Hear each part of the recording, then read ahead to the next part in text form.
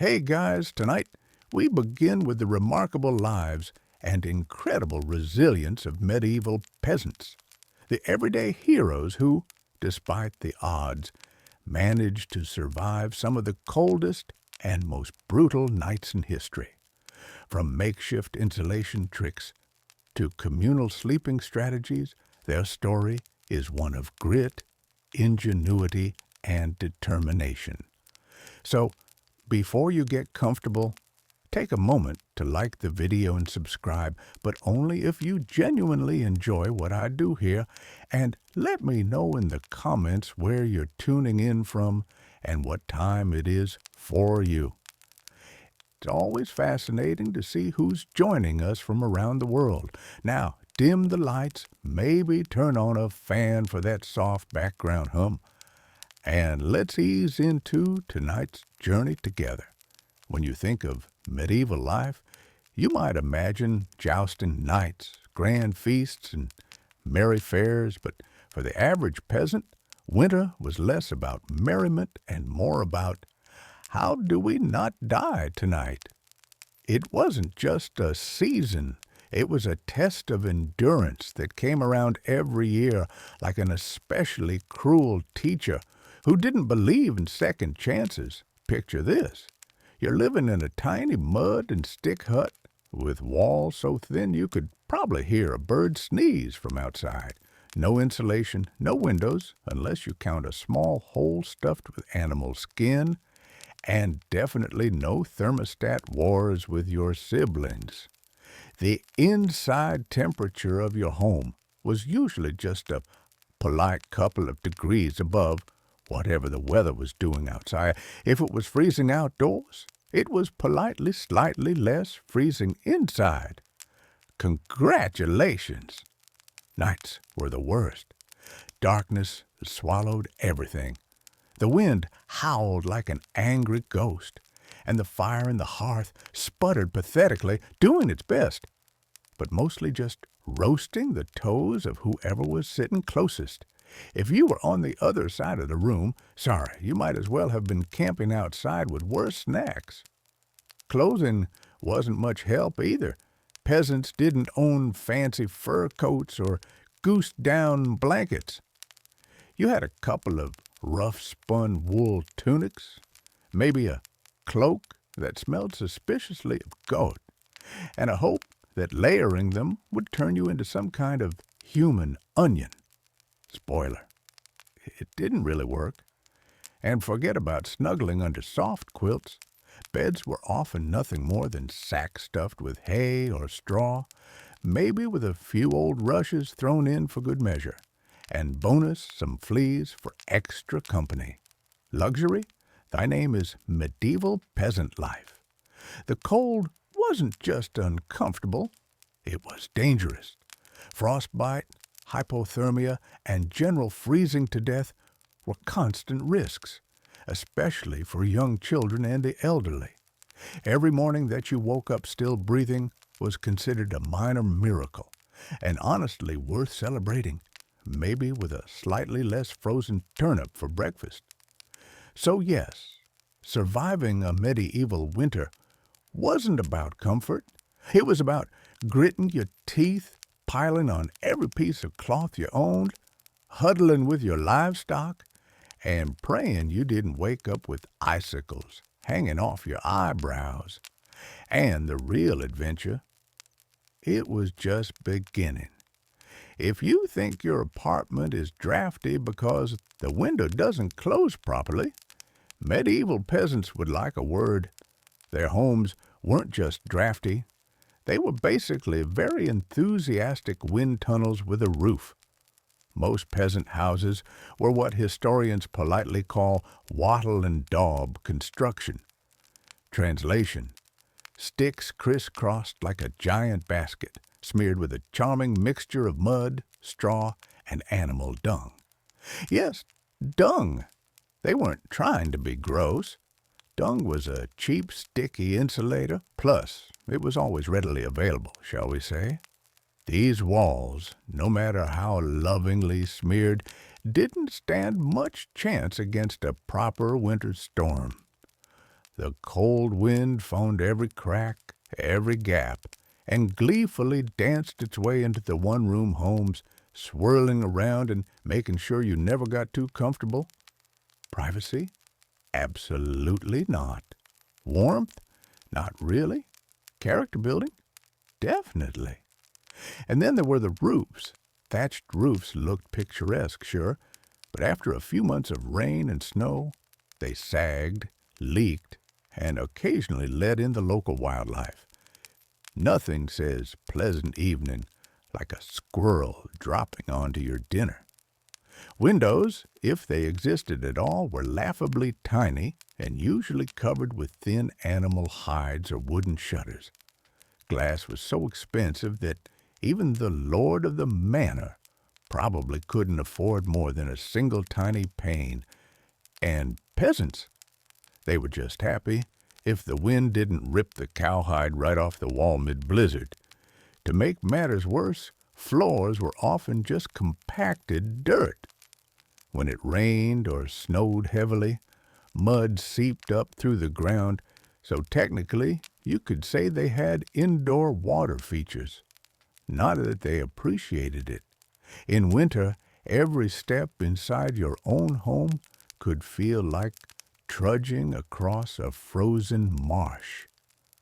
Cold from below, cold from above, cold from inside. It was a three-dimensional assault on your body heat. But medieval peasants weren't the type to whine. They packed gaps with moss, jammed old rags into the worst drafts, and huddled close to each other. Human insulation at its finest. Creativity, stubbornness, and a bit of sheep grease rubbed into the walls were often the only things standing between them and becoming medieval popsicles. Because if your house was falling apart and your best protection against the elements involved mud and goat hair, well, at least you could laugh about it. Sort of, if your teeth weren't chattering too hard. As if the freezing air wasn't enough, medieval peasants also had to battle a silent enemy rising from below, the frozen ground itself. Floors weren't really floors back then. They were just slightly flatter patches of earth inside your home. Maybe if you were lucky, someone had thrown down some straw or old rushes to give you the illusion of comfort, but make no mistake, you were sleeping one insulted back away from the cold, hard dirt. And oh, that cold was relentless. It seeped up from the earth like an evil little ghost, worming its way through the straw, into your bones, and straight into your very soul. If you dropped anything onto the floor during a winter night, congratulations. It was now part of the permafrost. Medieval peasants tried to fight this grim battle in a few ways. One method was layering thick mats of straw across the floor, if you could afford it, or more realistically, if you could steal enough of it from your neighbor's field without getting caught, you might have a decent insulating barrier. But straw flattened fast got moldy even faster, and added an extra crunchy soundtrack to your already miserable nights. Some homes layered dried rushes onto the dirt instead. Every so often, they would throw fresh rushes on top without cleaning out the old ones. Over time, this created a fascinating ecosystem of decomposing plants, fleas, and whatever mystery creatures decided to move in. It was basically medieval carpet padding. If your carpet was alive, slightly damp, and smelled like a wet dog. Beds, for those who had them, didn't solve much. They were usually little more than wooden frames packed with, you guessed it, more straw or hay. Instead of cozy mattresses, you had poking, shifting, crunchy layers that did little against the cold, radiating from below. Tossing and turning wasn't about comfort. It was a desperate, awkward dance to keep blood flowing, and avoid freezing one side of your body. The truth is, the medieval peasants didn't conquer the icy ground so much as learn to live uncomfortably above it. A good night's sleep wasn't about dreams or softness. It was about waking up with all your toes still attached. And if you could pull that off, hey, you were doing better than most. If medieval homes had a single hero during winter, it wasn't the roof or the walls or even the brave layers of dirt and dung insulation. It was the hearth, a crackling, stubborn fire pit that served as the only real defense against the cold, the darkness, and the general gloom of medieval life. At the center of nearly every peasant home was a simple fire. No fireplace with a fancy stone mantel, no neat chimney sweeping the smoke skyward. Instead, you had a basic pit or a pile of stones, some half-burned logs, and enough smoke pouring into the room to make you wonder if you were slowly becoming a ham. That's right. Most homes didn't even have chimneys. Smoke just kind of did its best. It drifted out through small holes in the roof, cracks in the walls, or right into your lungs if it was feeling lazy that evening. It wasn't ideal for breathing or your overall lifespan. But on the bright side, it did a great job of fumigating fleas and other unwanted guests. Who needs pest control when you're marinating in smoke 24/7? The hearth wasn't just about warmth either. It was the kitchen, the light source, and sometimes even the medieval version of a television. People sat around the fire telling stories, gossiping, or just staring into the flames because, frankly, there wasn't much else to do after sunset. Keeping the fire alive wasn't just a nice idea. It was mandatory. Letting the fire die out at night was like putting up a sign for the cold to come in and finish you off. Plus, reigniting a fire in winter wasn't as easy as striking a match. You had to work with flint, steel, kindling, and more prayers than you'd ever offered before. Everyone in the family had a duty: stoking the flames, watching the embers, adding peat, sticks, or, if you were lucky, a precious piece of dry wood. It was a constant battle between human persistence and the smothering cold that wanted nothing more than to snuff you out. The hearth didn't guarantee survival, but without it, survival was downright impossible. It was a smoky, sputtering, often disappointing little fire. But in a medieval winter, it was the beating heart of hope. If there was one thing medieval peasants feared more than running out of ale, it was letting the fire go out overnight. Without that warm, flickering lifeline, the cold would creep in faster than a tax collector after harvest. And in the dead of winter, restarting a fire from scratch wasn't just inconvenient, it could be deadly. Matches didn't exist yet. Lighters? Dream on. Rekindling a fire meant striking flint and steel together, praying for a single precious spark, and then coddling that spark with tender love and whatever dry kindling you hadn't already burned days ago. Imagine trying to do all this in the freezing dark, half asleep with frozen fingers. Now add a hungry wolf howling in the distance for extra motivation. So peasants got smart. They banked the fire. No, not in a cozy savings account. Banking meant carefully burying the embers under a mound of ash right before bed. The ash acted like a blanket, insulating the glowing coals and keeping them alive just barely until morning. If you did it right, you could stroll over at sunrise, poke the pile a little, add fresh wood, and voila, fire without the frostbite. But if you did it wrong, well, let's just say mornings got a whole lot colder and a whole lot grumpier. Fire banking was an art passed down from parent to child like a prized family recipe. Everyone had their own little secrets. Some said use dry ash only. Others insisted a bit of dampness was key. Some packed the embers tight. Others let them breathe. You could practically start a medieval argument just by suggesting a better fire banking method. It was the ancient version of arguing over barbecue techniques, just with slightly higher survival stakes. Sometimes banking the fire wasn't enough. A howling wind might sneak through a crack and snuff it out anyway, or a clumsy sheep might stumble into the hearth. Yes, it happened. That's why some families took turns getting up in the night to check the coals. Basically the medieval equivalent of sleepwalking to the thermostat.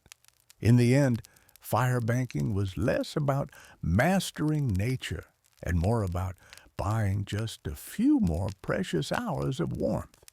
And if you woke up to even a single surviving ember, that was your victory right there, and enough to face another day of battling the cold.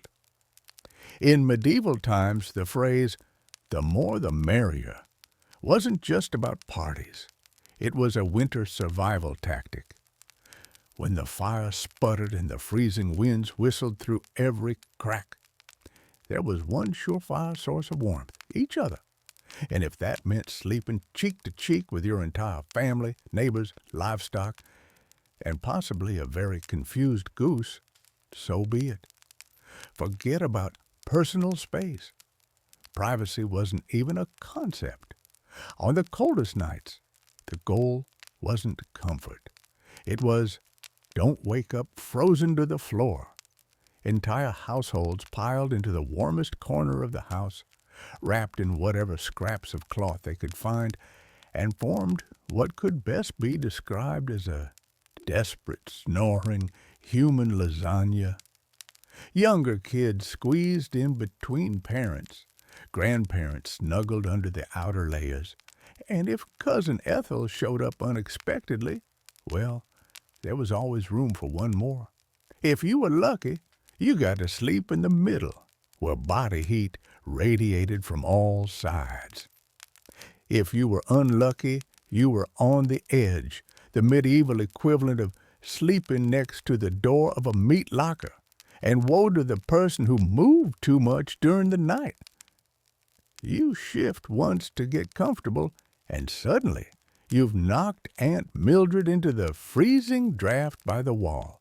Congratulations, you're now the family villain. Sometimes even bedding was shared, a communal straw mattress that slowly flattened under the nightly weight of multiple generations. And because hygiene wasn't exactly winning any awards back then, let's just say it wasn't the most fragrant sleeping arrangement. But hey, when it's you versus frostbite, you stop being picky. Body heat wasn't just nice, it was strategic. Some medieval guides even recommended deliberately arranging the strongest, warmest people on the outside of the group, like human shields against the cold. Babies and frail elders were tucked deep in the center, treated like the precious little heat generators they were. This wasn't just about survival, though. Over time, it became part of daily life, part of family bonding.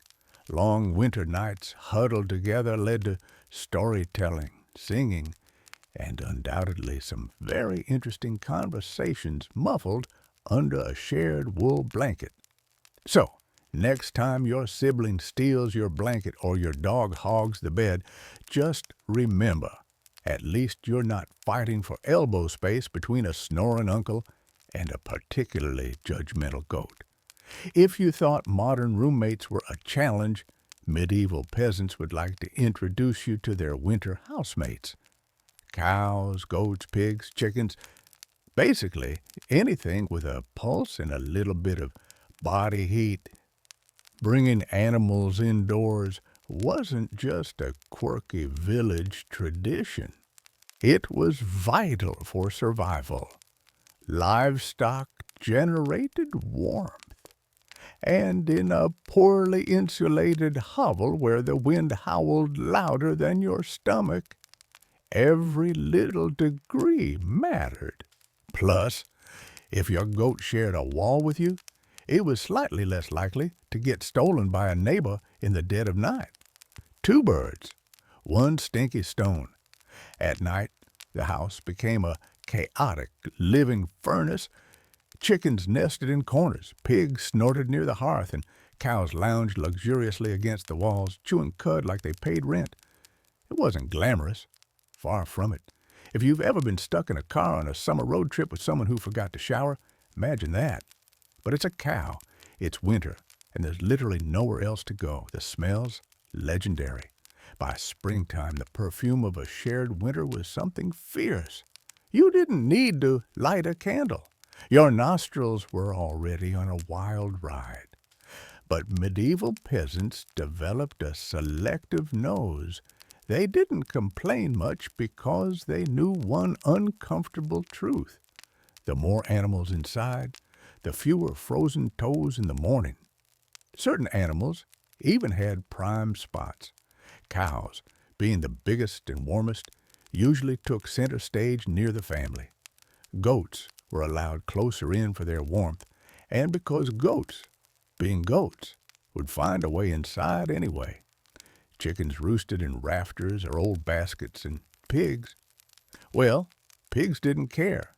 They plopped down wherever they pleased, probably right in the middle of the floor. Of course, sharing your bedroom with livestock wasn't without hazards.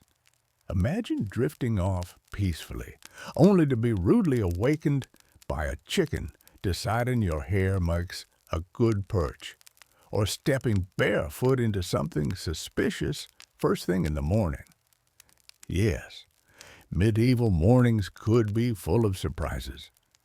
Still, despite the noise, the smells, and the occasional hoof to the ribs, peasants understood the simple math. Cold kills, and cows cuddle, whether they want to or not. In the battle against winter's icy fingers, a warm, slightly slobbery cow breath was often the deciding factor between life and death. In medieval winters, fashion wasn't about looking good. It was about not dying.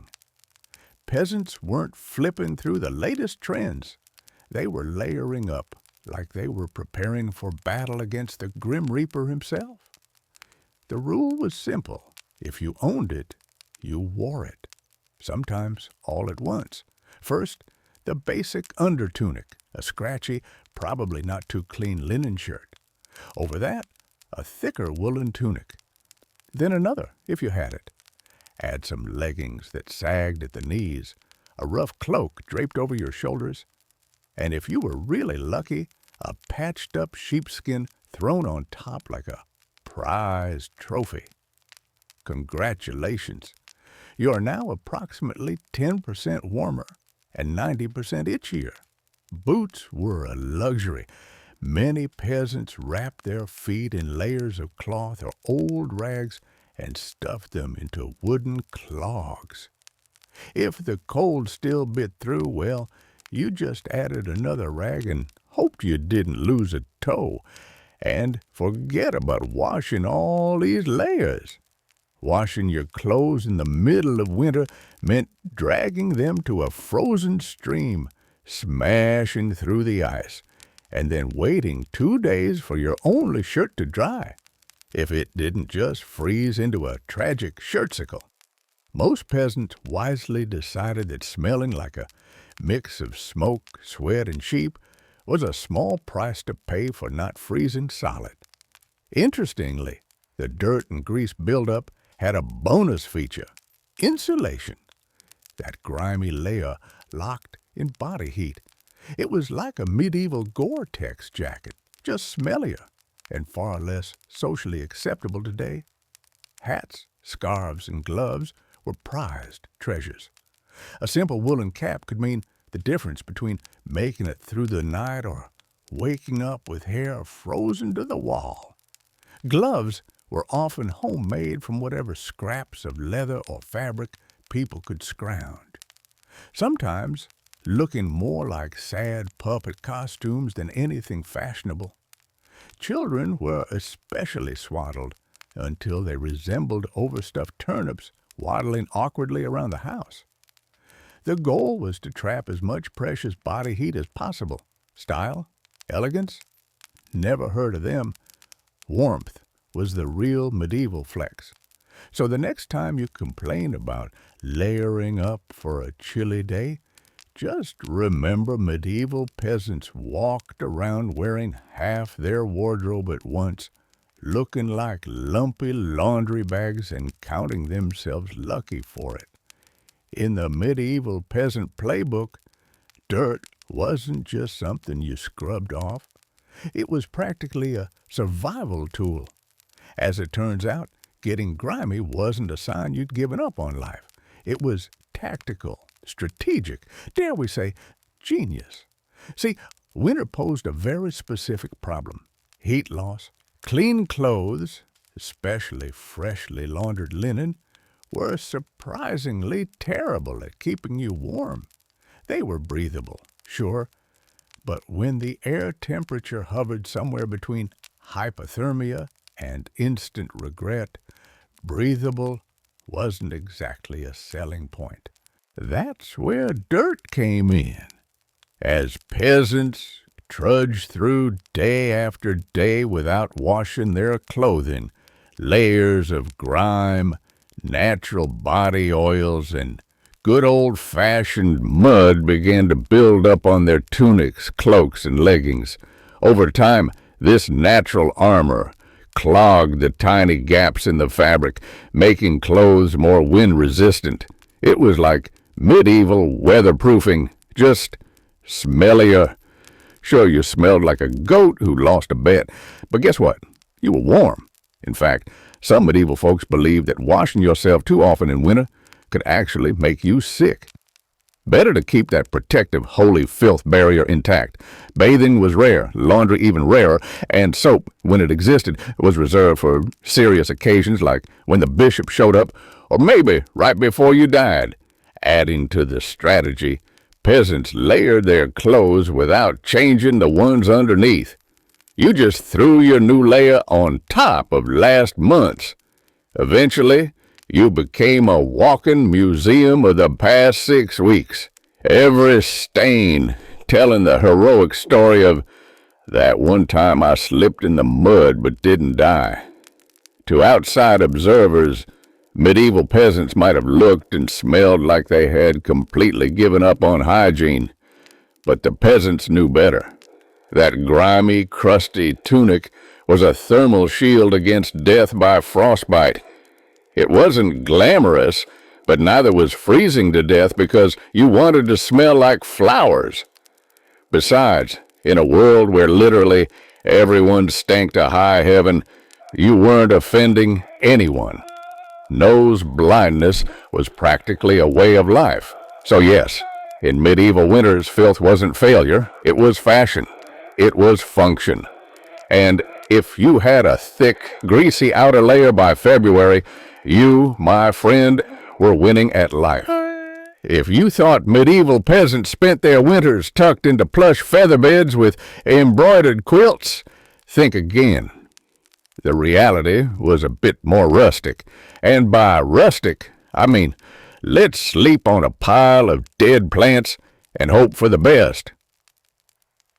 Beds in the medieval peasant world were usually a rough wooden frame, if you could afford one, covered with a big sack stuffed full of straw, hay, or old rushes. That's it. No memory foam, no orthopedic support, no 5-star hotel experience. Just a crunchy, lumpy, slightly pokey mess that smelled faintly of barnyard and regret. Every toss and turn in the night brought a delightful soundtrack of crinkling straw and the occasional sharp jab from a rogue stalk. Some peasants even skipped the wooden frame altogether and just threw the straw straight onto the dirt floor, creating a luxurious ground-level sleeping experience that modern influencers would probably rebrand as earth-connected slumber. The straw mattresses weren't just uncomfortable, they were temporary. Over time, the straw flattened, grew moldy, attracted bugs, and generally turned into a biological hazard zone. Changing the straw was a big event, usually done a few times a year if you were diligent, or whenever your bed started actively moving without your permission. Rushes were a popular alternative.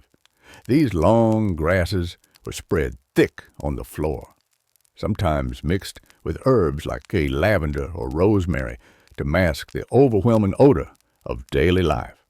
Fresh rushes smelled lovely for about a day. After that, they became part of the muddy, trampled landscape inside the house, blending seamlessly with dirt, food scraps, and whatever else wandered in. And let's not forget the bedfellows. Fleas, lice, and other charming critters loved straw bedding almost as much as the peasants did. If you woke up scratching more than you slept, congratulations. You were living the authentic medieval experience. Despite the hardships, these humble beds were lifesavers. Piles of straw provided a crucial insulating layer against the frozen earth, and clumping together atop them created pockets of shared body heat. Medieval central heating at its finest. So next time you sink into your soft, supportive mattress, just remember, somewhere out there, a medieval peasant is looking down at you from history, grinning through a mouthful of missing teeth and saying, "Must be nice." When you live in a house made of sticks, mud, and optimism, you quickly learn that winter breezes aren't just a nuisance. They're personal attacks.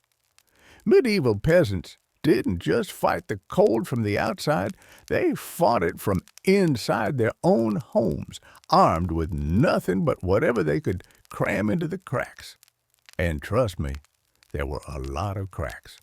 Walls warped, mud crumbled, thatch sagged. The cold seemed to find new places to sneak in every night, like a mischievous poltergeist with a grudge. Sealing up the house became an art form. Peasants stuffed gaps with moss, straw, scraps of old cloth, bundles of dry grass, and sometimes even animal hair. If it was soft, squishy, or vaguely insulating, it was jammed into a hole somewhere. Some particularly determined souls daubed extra layers of mud and dung over the outside of their walls as an annual winter project. Imagine standing there in freezing weather, slapping cold manure onto your own house while muttering, "This is fine, this is luxury," because, in a way, it was. Roof leaks were another battlefield. Thatch, while cheap and plentiful, wasn't exactly waterproof, especially after a few seasons of rain and snow. Peasants would plug holes in the roof with spare bits of cloth, bundles of reeds, or in moments of true desperation, chunks of turf stolen from the nearest field. Every home eventually started to look like a slightly sad patchwork quilt made by someone who gave up halfway through. Doors and windows. If you had them, you were lucky. But even then, they were little more than wood planks hung by iron nails and sheer stubbornness. Window holes were often covered with animal hides or thick cloth soaked in animal fat to block out the worst drafts and add a bonus aroma of mystery meat to the living space. Every night was a battle between human ingenuity and the relentless, sneaky cold. One minute you were warm, the next minute a sudden gust would find the one spot you missed, slapping you awake like a frosty hand of doom. Yet somehow, through cleverness, stubbornness, and a refusal to accept slightly frozen as a permanent state of being, medieval peasants patched, stuffed, and muddled their way through the worst winters nature could throw at them, one muddy handful at a time. When the cold bites hard enough to keep you awake at night, medieval peasants had a solution.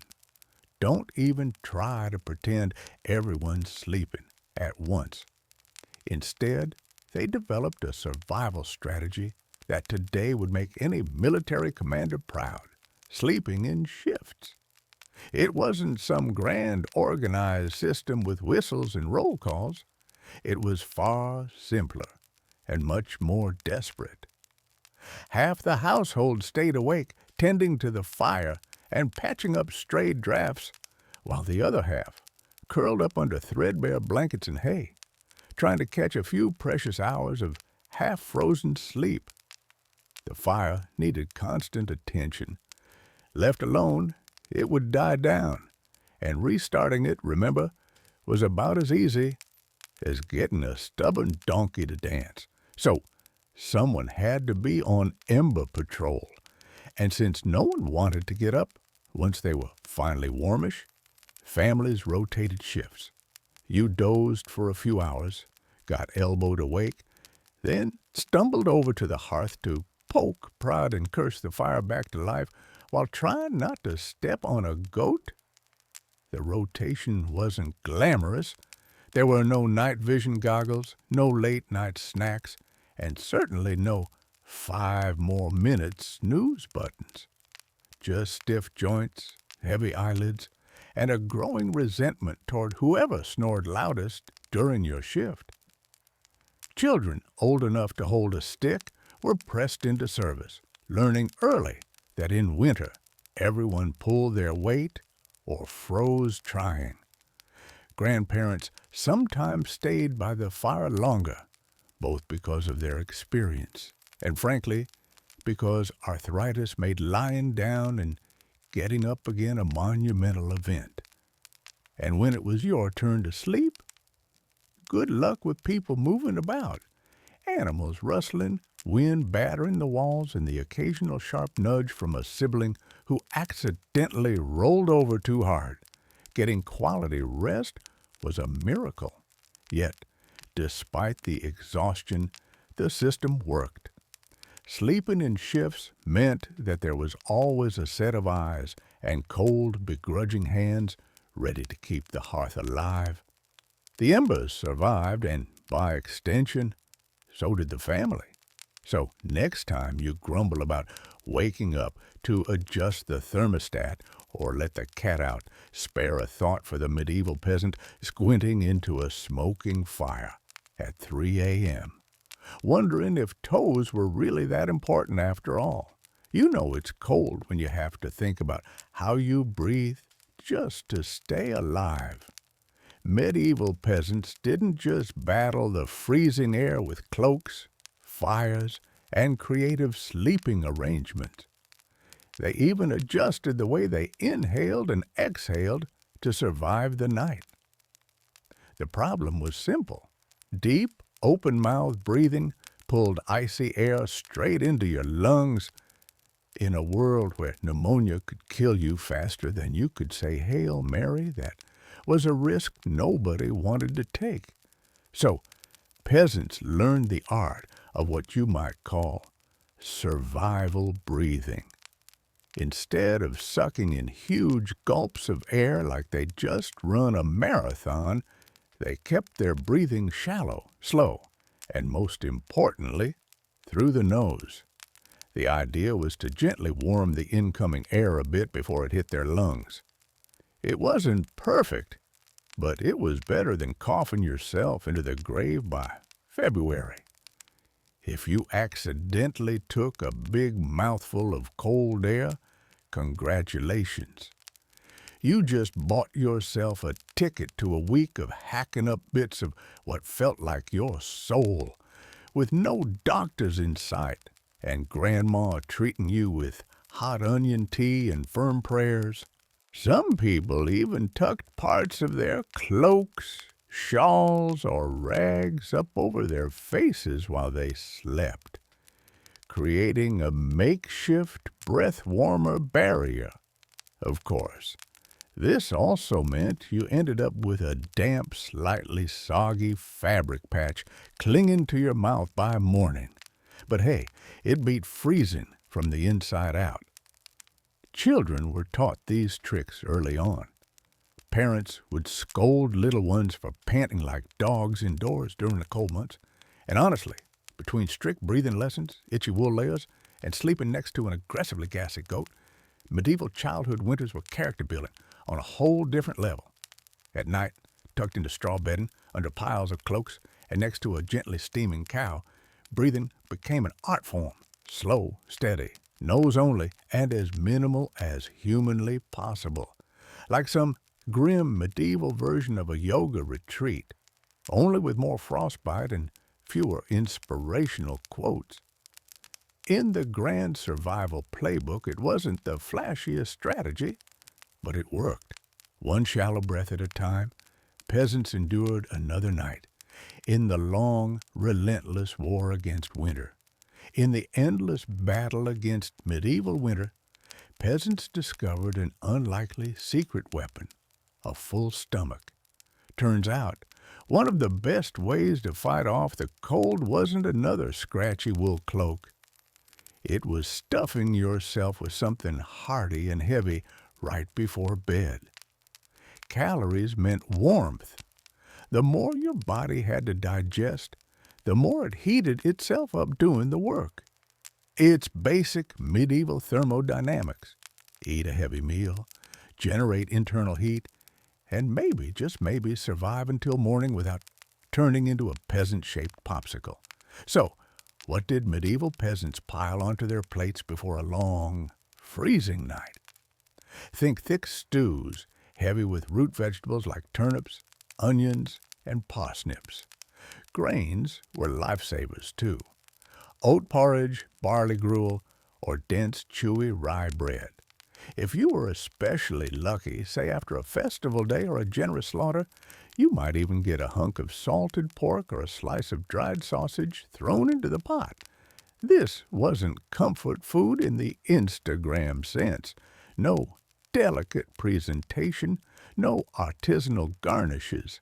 It was one enormous, vaguely brown meal designed to sit in your gut like a friendly brick, slowly burning through the night and keeping you just a little bit warmer. It wasn't just about eating a lot. It was about eating smart. Foods that took longer to digest provided a slow, steady trickle of warmth. Fatty foods were particularly prized, not just for the energy they provided, but because fat burned slower than lean meat. A belly full of stew, bread, and a questionable amount of lard, peak medieval winter luxury. Parents made sure even the pickiest children ate heartily. Nobody cared if little Thomas didn't like turnips. You ate the turnips, or you shivered through the night thinking about how much you missed the turnips. Harsh but effective parenting, medieval style. Of course, heavy nighttime eating came with its own hazards. You might be warmer, but you were also risking a night of vivid, bizarre dreams fueled by a stomach trying desperately to process an entire field's worth of cabbages. Was it worth it? Absolutely, because in the end, peasants weren't aiming for a Michelin star meal. They were aiming to survive. And if that meant going to bed full, bloated, and breathing gently through your nose next to a steaming cow, well, that was just another night in the ongoing quest to see another frosty sunrise. Long before electric blankets and fancy heated mattress pads, medieval peasants had to get creative if they wanted a little extra warmth at bedtime. And that's how the humble hay box and the ever-glamorous heated stone became winter's unsung heroes. Let's start with a hay box.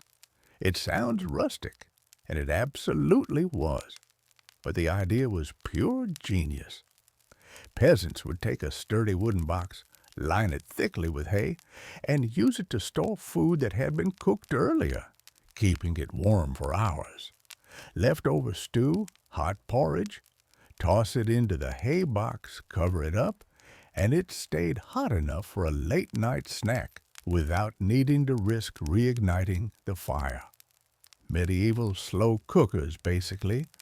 But peasants didn't just stop at food. They realized if hay could trap the heat from a stew pot, it could also trap the heat from something even better: rocks. Enter the era of the heated stone. Before heading to bed, someone, probably whichever unlucky child lost the family argument, would grab a flat stone and chuck it into the heart of the hearth fire. After roasting it until it was nearly too hot to touch, a fine line between helpful and third-degree burn, they'd fish it out using a stick or some old tongs. The stone, still radiating blissful warmth, would be carefully wrapped in rags, tucked into an old piece of cloth, or jammed into a clay pot, then slipped under the hay in the mattress or down at the foot of the bed, a medieval heating pad ready to do battle against the frozen earth. Of course, there were risks. If you didn't wrap the stone properly, congratulations. You now had a small, localized house fire, and if you dropped it on your foot, well, let's just say winter injuries weren't always caused by slipping on ice, but when everything went right, that stone provided precious, comforting warmth that could last for hours.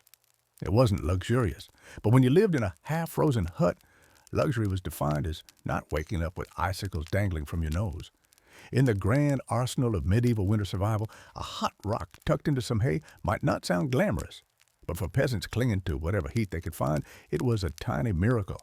In a medieval peasant's home, the hearth wasn't just where you cooked dinner.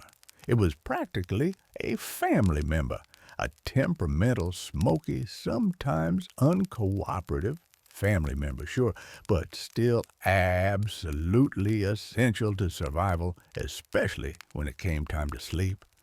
The closer you were to the fire, the better your odds of waking up unfrozen. That meant sleeping arrangements were less about personal preference and more about strategic positioning. Infants, the elderly, and anyone sick or frail got first dibs on prime real estate. Parents, older kids, and sturdier adults fanned out from there like human insulation layers. Being assigned a spot close to the fire wasn't just kindness. It was basic survival math. Babies were fragile heat generators, and elders were precious repositories of family knowledge and, let's be honest, the best gossip. Protecting them with prime warmth was non-negotiable, but it wasn't all cozy toasting by the flames. Too close, and you risked waking up with your hair singed or your cloak smoldering suspiciously. Too far, and you were basically camping in an icebox. It was a delicate dance. Stay near enough to bask in the fire's glow, but not so near that you had to explain to your neighbor why you now looked like a half-cooked roast. The fire also didn't spread warmth evenly.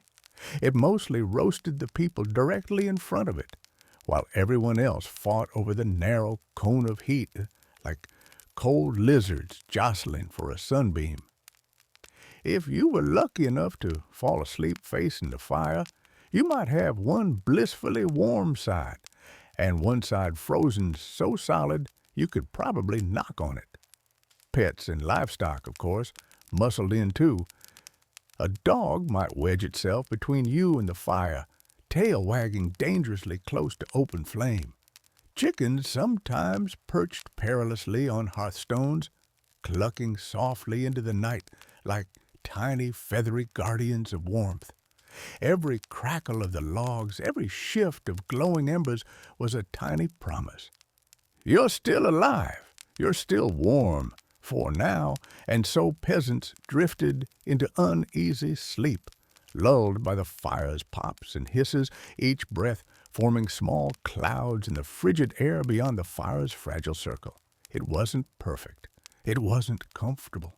But it was life, clinging to warmth by a thread of glowing coals. In the medieval world, no one survived winter alone, unless they wanted to become a very stylish, frozen statue by January. Survival wasn't just a family affair. It was a village project, a messy, muddy, loud collaboration where everyone's warmth and life depended on everyone else. The peasants knew that in the dead of winter, a strong fire and a pile of hay could only do so much. If your neighbor's house went dark, you noticed, if the smoke from old Tom's hearth suddenly stopped curling into the sky, someone went to check.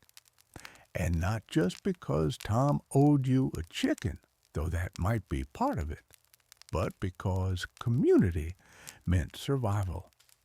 Villages had unofficial winter watchers, often the young or the elderly, who couldn't work the fields but could keep an eye on who was coughing too hard, who hadn't come to barter at the market in a few days, or whose home looked a little too still in the morning frost. These people were the medieval version of neighborhood patrol, minus the reflective vests, plus a lot more sheep. If a family's fire went out, it was a near emergency. A good neighbor would rush over with a glowing coal bundled in rags, or, better yet, invite them into their own smoky, overcrowded hut for the night. Yes, it meant squeezing an extra 4 bodies into an already cramped space, but it was better than finding frozen friends come spring thaw. Communal food stores played a role, too. During especially brutal winters, villages sometimes pooled their last salted meat, grain, and dried vegetables. It was grim charity. No one had much, but a few communal meals could be the difference between staggering into spring or not. Even children understood the stakes. They helped deliver wood, shared embers, and ran urgent messages when someone needed help. No one was too small or too tired when winter came knocking. Sure, medieval villages weren't all sunshine and hugs. Feuds happened. Disputes over land, goats, or who borrowed whose good cooking pot never really went away. But when the nights grew deadly cold, old grudges were often quietly shelved. After all, a rival was still worth saving, because tomorrow it might be you needing rescue. In the icy heart of winter, the village became one big, stubborn family, sometimes dysfunctional, often hilarious, always fiercely determined to survive together. One muddy boot, one crackling ember, one frozen smile at a time. When medieval peasants faced the merciless cold of winter, they didn't just pile on cloaks or stoke the fire. They prayed a lot, because when the wind howled like wolves outside your paper-thin walls and the fire shrank into sullen embers, you wanted every possible advantage, including a little divine intervention. Faith wasn't just a Sunday affair back then. It was woven into every frozen breath. Before crawling under layers of straw and scratchy wool, families would kneel together, offering up hurried prayers to keep the fire burning, the roof intact, and their toes attached by morning. Saints became more than distant holy figures. They were winter's front-line defense.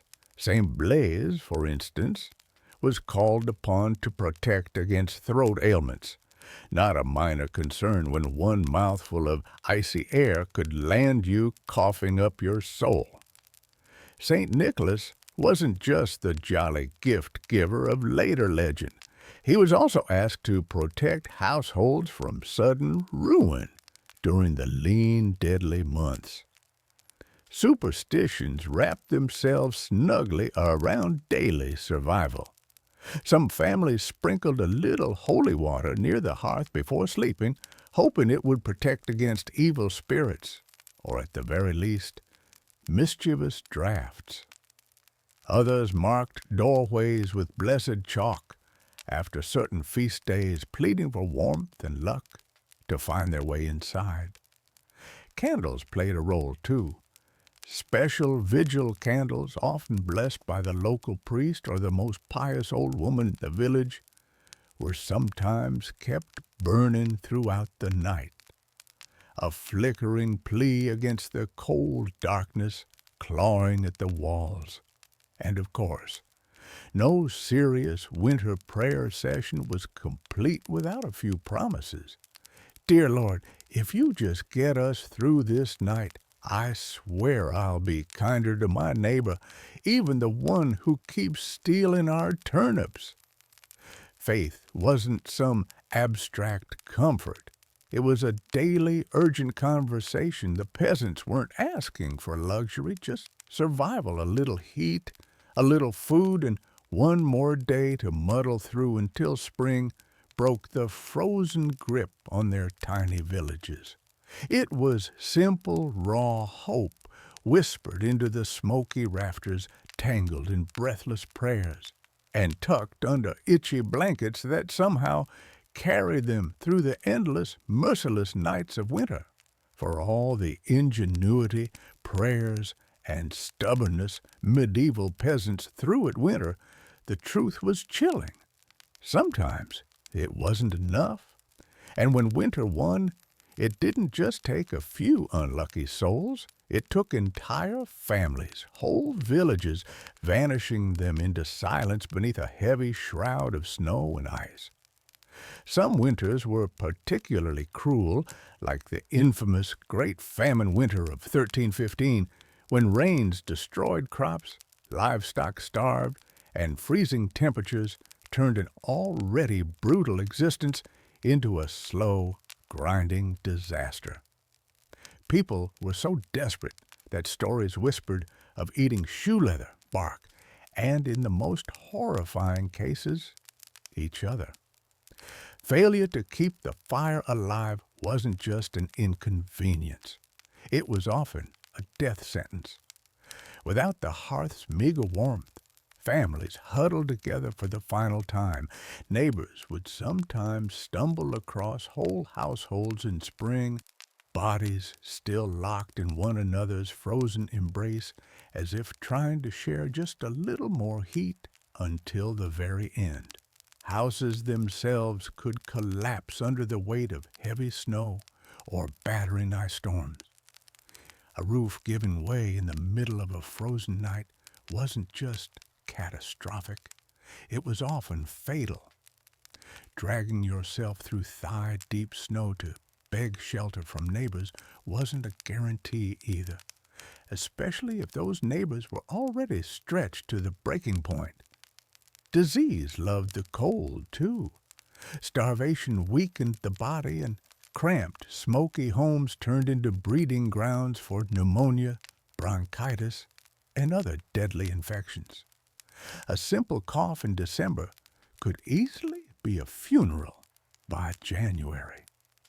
And then there was the quiet horror, frostbite. Fingers, toes, even ears blackened and died while still attached to their owners.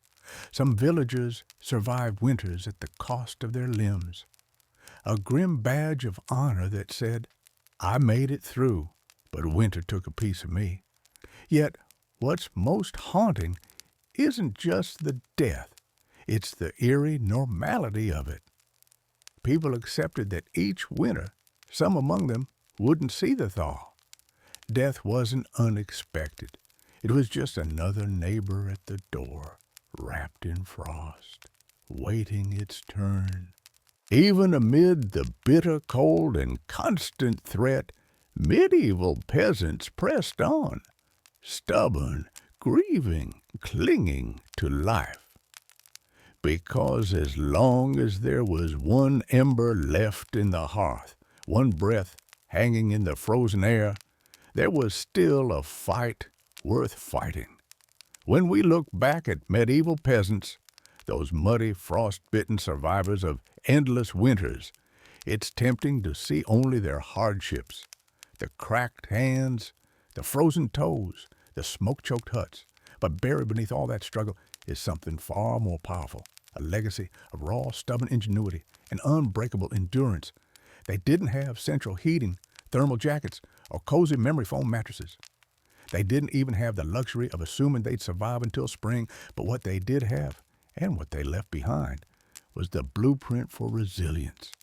Every hay-stuffed mattress, every hand-banked fire, every moss-crammed wall gap was a testament to human creativity under pressure. Faced with impossible odds, they didn't collapse in despair. They adapted. They learned from the land, from each other, and from the bitter lessons carved by each brutal winter.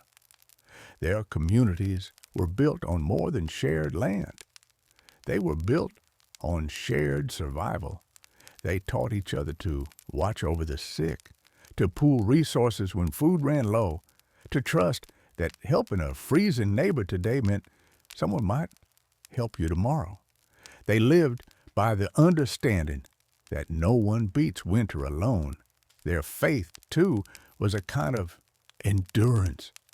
They wove prayers into their daily lives, not just out of fear, but out of hope, fragile, stubborn hope that tomorrow might be a little warmer, a little brighter. Hope that after 100 dark nights, spring would come again, and life would find a way to push through the frozen ground. And somehow it did, because of their sacrifices, because of their unglamorous victory, surviving one more night, one more storm. Future generations thrived. Bit by frozen bit, they pushed humanity forward, enduring winters their ancestors could barely survive, until warmth and comfort became common expectations instead of distant dreams. Their blood, sweat, and ingenuity are stitched invisibly into the lives we live now. Every cozy blanket, every warm house, every lazy winter evening spent sipping tea under soft lights. All of it is the end result of countless medieval peasants refusing to give in to the cold.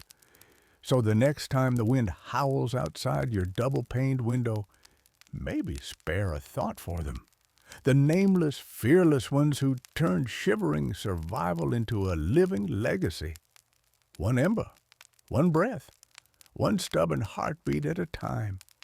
Anne Boleyn didn't come into the world with a crown on her head or armies at her feet. Born around 1501, likely at Blickling Hall or Hever Castle, she was the daughter of Thomas Boleyn, an ambitious diplomat, and Elizabeth Howard, a noblewoman with powerful family ties. In the grand scheme of Tudor society, Anne's birth barely stirred a ripple. Yet, from these modest beginnings, something extraordinary was taking root. A life that would one day tilt the course of English history. From an early age, Anne was set apart not by her wealth, but by her mind. She was clever, spirited, and by all accounts, magnetic. Recognizing her potential, her family sent her abroad to the continent, where her education truly began. First, she served Margaret of Austria in the glittering court of the Netherlands, an experience few English girls could dream of. There, Anne absorbed the art of diplomacy, refined manners, and the subtle dance of European politics. But it was in France that Anne's brilliance was truly polished. She spent years in the sophisticated courts of Queen Claude and Queen Marguerite of Navarre, learning the language of influence, elegance, flirtation, and wit. While other young women perfected their embroidery and mastered conversation, intrigue, and the art of commanding attention without ever seeming to seek it. By the time she returned to England in the early 1520s, Anne was something rare, a woman who could rival the sophistication of continental courtiers while carrying the ambition of a rising English house. She wasn't a classic beauty. Even her admirers admitted as much, but she was arresting. Dark eyes that sparked with intelligence, a quick, musical voice, a way of moving that suggested purpose just barely concealed beneath hidden layers of courtly grace. Anne didn't just enter rooms, she changed their gravity. At a time when a woman's fate was often sealed by birth and marriage, Anne refused to drift quietly into obscurity. She had seen the power that charm and intellect could wield in foreign courts, and she intended to use that knowledge at home. Anne Boleyn was still a young woman then, clever, ambitious, untested, but history was already beginning to stir around her. The girl who returned to England was no longer just Thomas Boleyn's daughter. She was a player in a larger game, one that would soon engulf the crown itself. When Anne Boleyn returned to the English court, she was unlike anyone the nobility had ever seen. In a world full of pale-faced, modest English roses, Anne was a thunderstorm, electric, unpredictable, impossible to ignore. Her dark hair, bold eyes, and quick, sharp wit set her apart from the gentle, obedient ladies who filled the court of King Henry VIII. At first, she played the role expected of her, a maid of honor to Queen Catherine of Aragon. But even in the Queen's shadow, Anne's presence flickered like a candle too bright to snuff out. She danced gracefully, spoke French with the ease of a native, and laughed with a confidence few women dared display. Men noticed. Women gossiped. The court buzzed quietly about the striking Boleyn girl. It wasn't long before she caught the most dangerous attention of all, the king himself. Henry VIII was no stranger to flirtation. His court was a playground of whispered promises and secret liaisons. But Anne was different. She didn't swoon at his compliments or fall eagerly into his arms like so many others had. She teased, she challenged, she refused. Henry, a man used to instant adoration, was captivated. The more Anne held him at arm's length, the deeper he fell. Letters passed between them, filled with declarations of love, frustration, and longing. Henry offered her the role of royal mistress, the most powerful unofficial position at court. Anne astonishingly said no. She would not be just another conquest, a forgotten mistress lost to time. If Henry wanted her, he would have to make her his wife. It was a gamble so audacious that it stunned the court. After all, the king was already married. His queen, Catherine, was beloved by the people and fiercely protected by her nephew, the Holy Roman Emperor. The church itself would have to be defied for Henry to claim Anne. But Anne didn't flinch. She had lived in the courts of Europe, where queens wielded soft power from behind lace fans and painted smiles. She knew ambition was a dangerous game, but it was a game she intended to win. Standing in the candlelit halls of the English court, Anne Boleyn made her choice, not to be merely admired, but to change her destiny and England's forever. What began as an intense flirtation between King Henry VIII and Anne Boleyn soon spiraled into a national crisis. Henry wasn't merely besotted, he was obsessed, and in his obsession, he was willing to tear apart everything England had known for centuries. The king's desire to marry Anne hit a small snag. Namely, he was already married to Queen Catherine of Aragon. Catherine, dignified and resilient, refused to quietly step aside. She had been Henry's faithful wife for 2 decades, and in the eyes of God and the English people, she was the rightful queen. Divorce wasn't just scandalous, it was almost unthinkable. But Henry was determined. He convinced himself and tried to convince everyone else that his marriage to Catherine was cursed because she had once been married to his brother Arthur.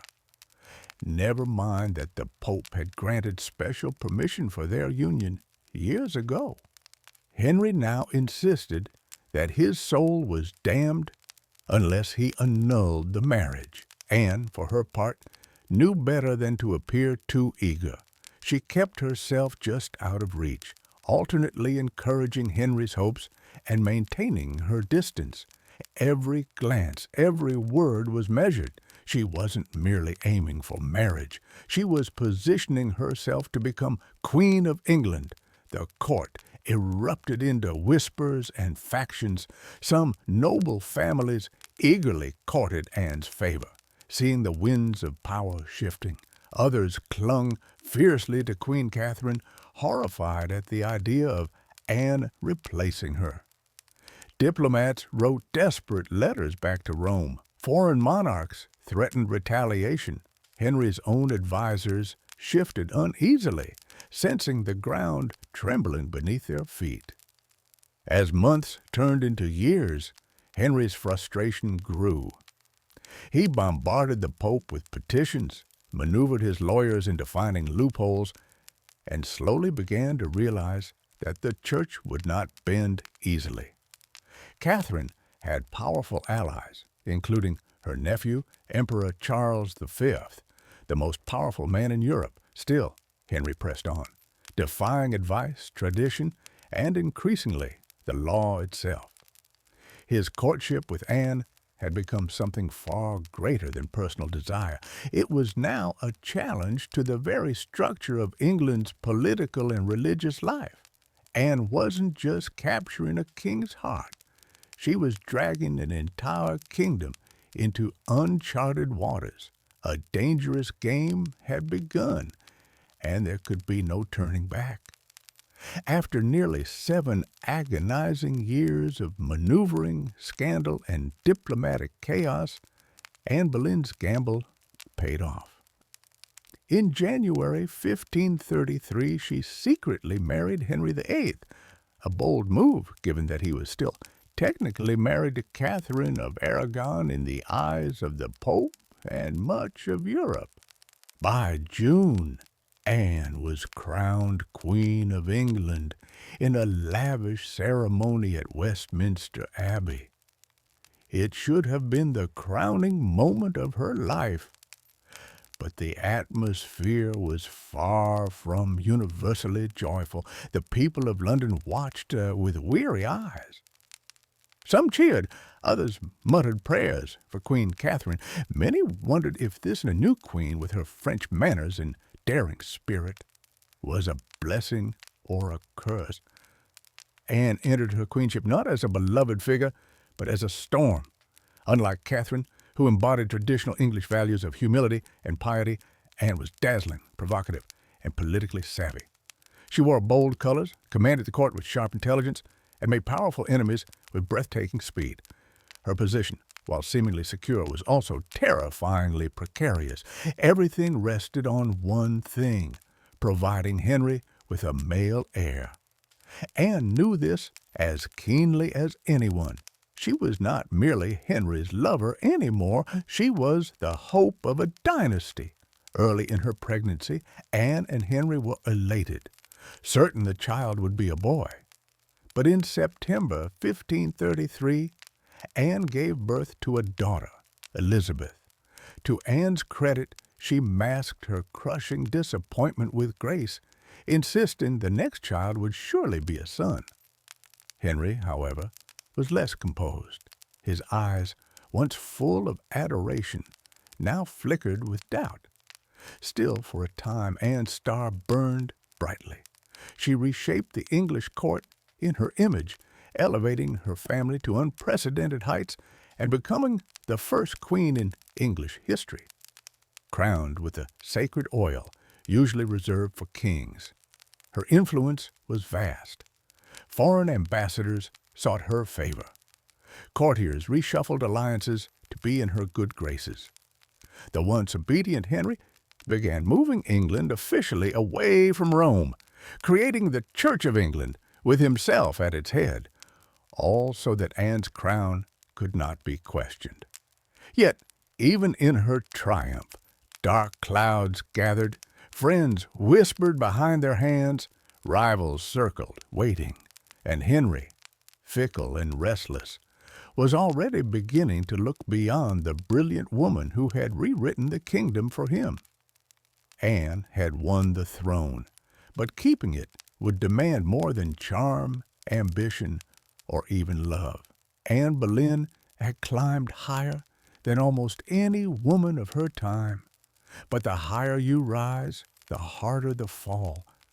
Almost from the moment she placed the crown on her head, the cracks in her world began to show. At the heart of Anne's struggles was the pressure to produce a male heir. Her first child, Elizabeth, though bright and healthy, was not the son Henry VIII had hung his dynastic hopes upon, and the clock was ticking. Anne suffered multiple pregnancies in quick succession, but heartbreak followed. Miscarriages that left her physically weakened and emotionally battered. Each lost child chipped away at the foundation she had built. Henry, once passionately devoted, began to pull away, his disappointment carving rifts between them. Anne, never one to suffer in silence, argued, demanded, and fought to keep her place. But Henry, a man who prized obedience as much as beauty, grew tired of her sharpness, her defiance, the very fire that had once drawn him in. Outside the royal chambers, enemies were gathering like wolves. Many nobles who had tolerated Anne's rise with gritted teeth now openly schemed for her downfall. Catherine of Aragon's supporters never forgave Anne for what they saw as theft and sacrilege. Even commoners whispered against her, calling her the great whore, blaming her for the schism with Rome and the heavy-handed changes that followed. And then came Jane Seymour, quiet, demure, everything Anne was not. Jane captured Henry's wandering attention, just as Anne's influence began to wane. Where Anne had dazzled him with brilliance and challenge, Jane offered soothing compliance. It was a dangerous shift, and Anne, perceptive as ever, saw it happening. She tried to reclaim her position, lavishing attention on Henry, promising more sons, begging for patience. But the king, ever fickle, had already begun imagining life without the woman for whom he had once torn a kingdom apart. Anne's political enemies, including Thomas Cromwell, once her ally, sensed the changing tide. They began laying the groundwork for a campaign of destruction, quietly gathering accusations, rumors, and witnesses. The woman who had played the dangerous game of ambition so masterfully was now losing ground. Anne had won her crown through cunning and courage. But in the brutal, shifting world of Henry's court, past victories meant little. Only fresh success mattered, and Anne's enemies were sharpening their knives. The queen who had shattered a kingdom would soon see how quickly a kingdom could shatter her. Anne Boleyn's enemies didn't attack her with armies or swords. They came with whispers, secrets, and carefully sharpened lies. In the back rooms of court, betrayal was brewing, silent, patient, deadly. Thomas Cromwell, once Anne's greatest ally in the English Reformation, had turned against her. Their alliance had been built on mutual ambition, but now their interests clashed. Anne wanted reforms to help the poor and limit the power of greedy nobles. Cromwell wanted stability, favor with Henry, and no interference. Anne's boldness had made her dangerous, and in Henry's fickle heart, love had curdled into irritation, suspicion, and cold detachment, and had few true friends left. Even her charm, once her greatest weapon, now grated against the court's hunger for a gentler, more pliable queen.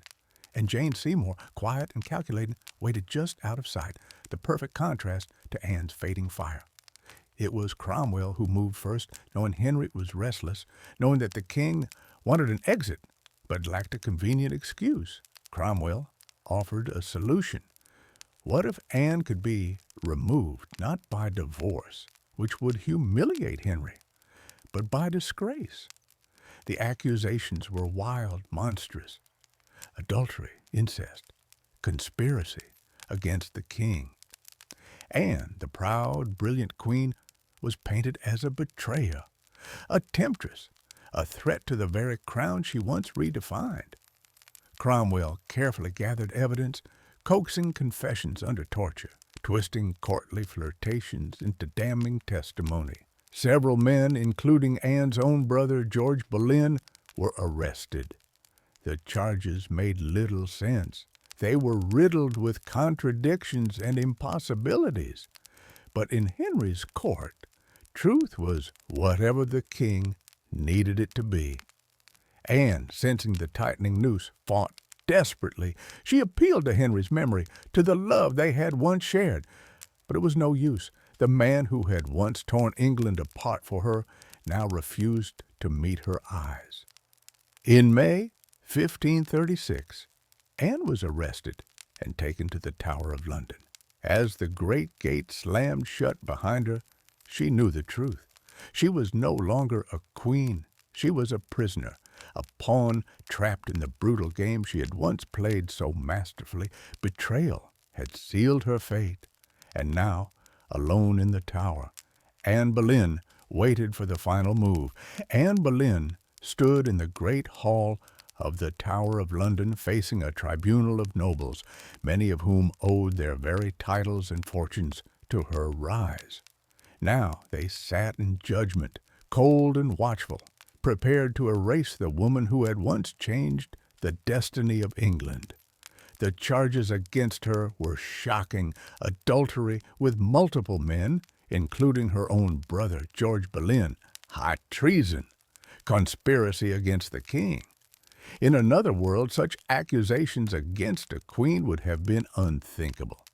But here now, they were simply theater, a grim performance designed to give Henry VIII exactly what he wanted: Anne's downfall, wrapped in a thin veil of legality. Anne defended herself with the same fire that had once won Henry's heart.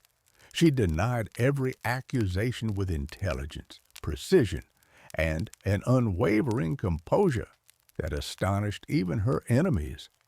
She reminded them that she had been crowned with sacred oil, chosen by God, and anointed as Queen of England. She reminded them of her loyalty, her sacrifices, her love. But it was all for nothing. The verdict had been decided long before Anne set foot in the courtroom. The trial was a spectacle for the court and for the people, a public unmaking of a once unbreakable woman. Witness after witness, many coerced or bribed, spoke damning words. Dates and places contradicted each other. Evidence was flimsy when it existed at all, but the truth was irrelevant now. Anne was found guilty. Her brother George and the other men accused with her were sentenced to death as well. Anne would be executed by beheading, a merciful sentence compared to the usual traitor's death of hanging, drawing, and quartering. When the verdict was read, Anne did not break. She stood tall, her face pale, but her spirit fiercely intact.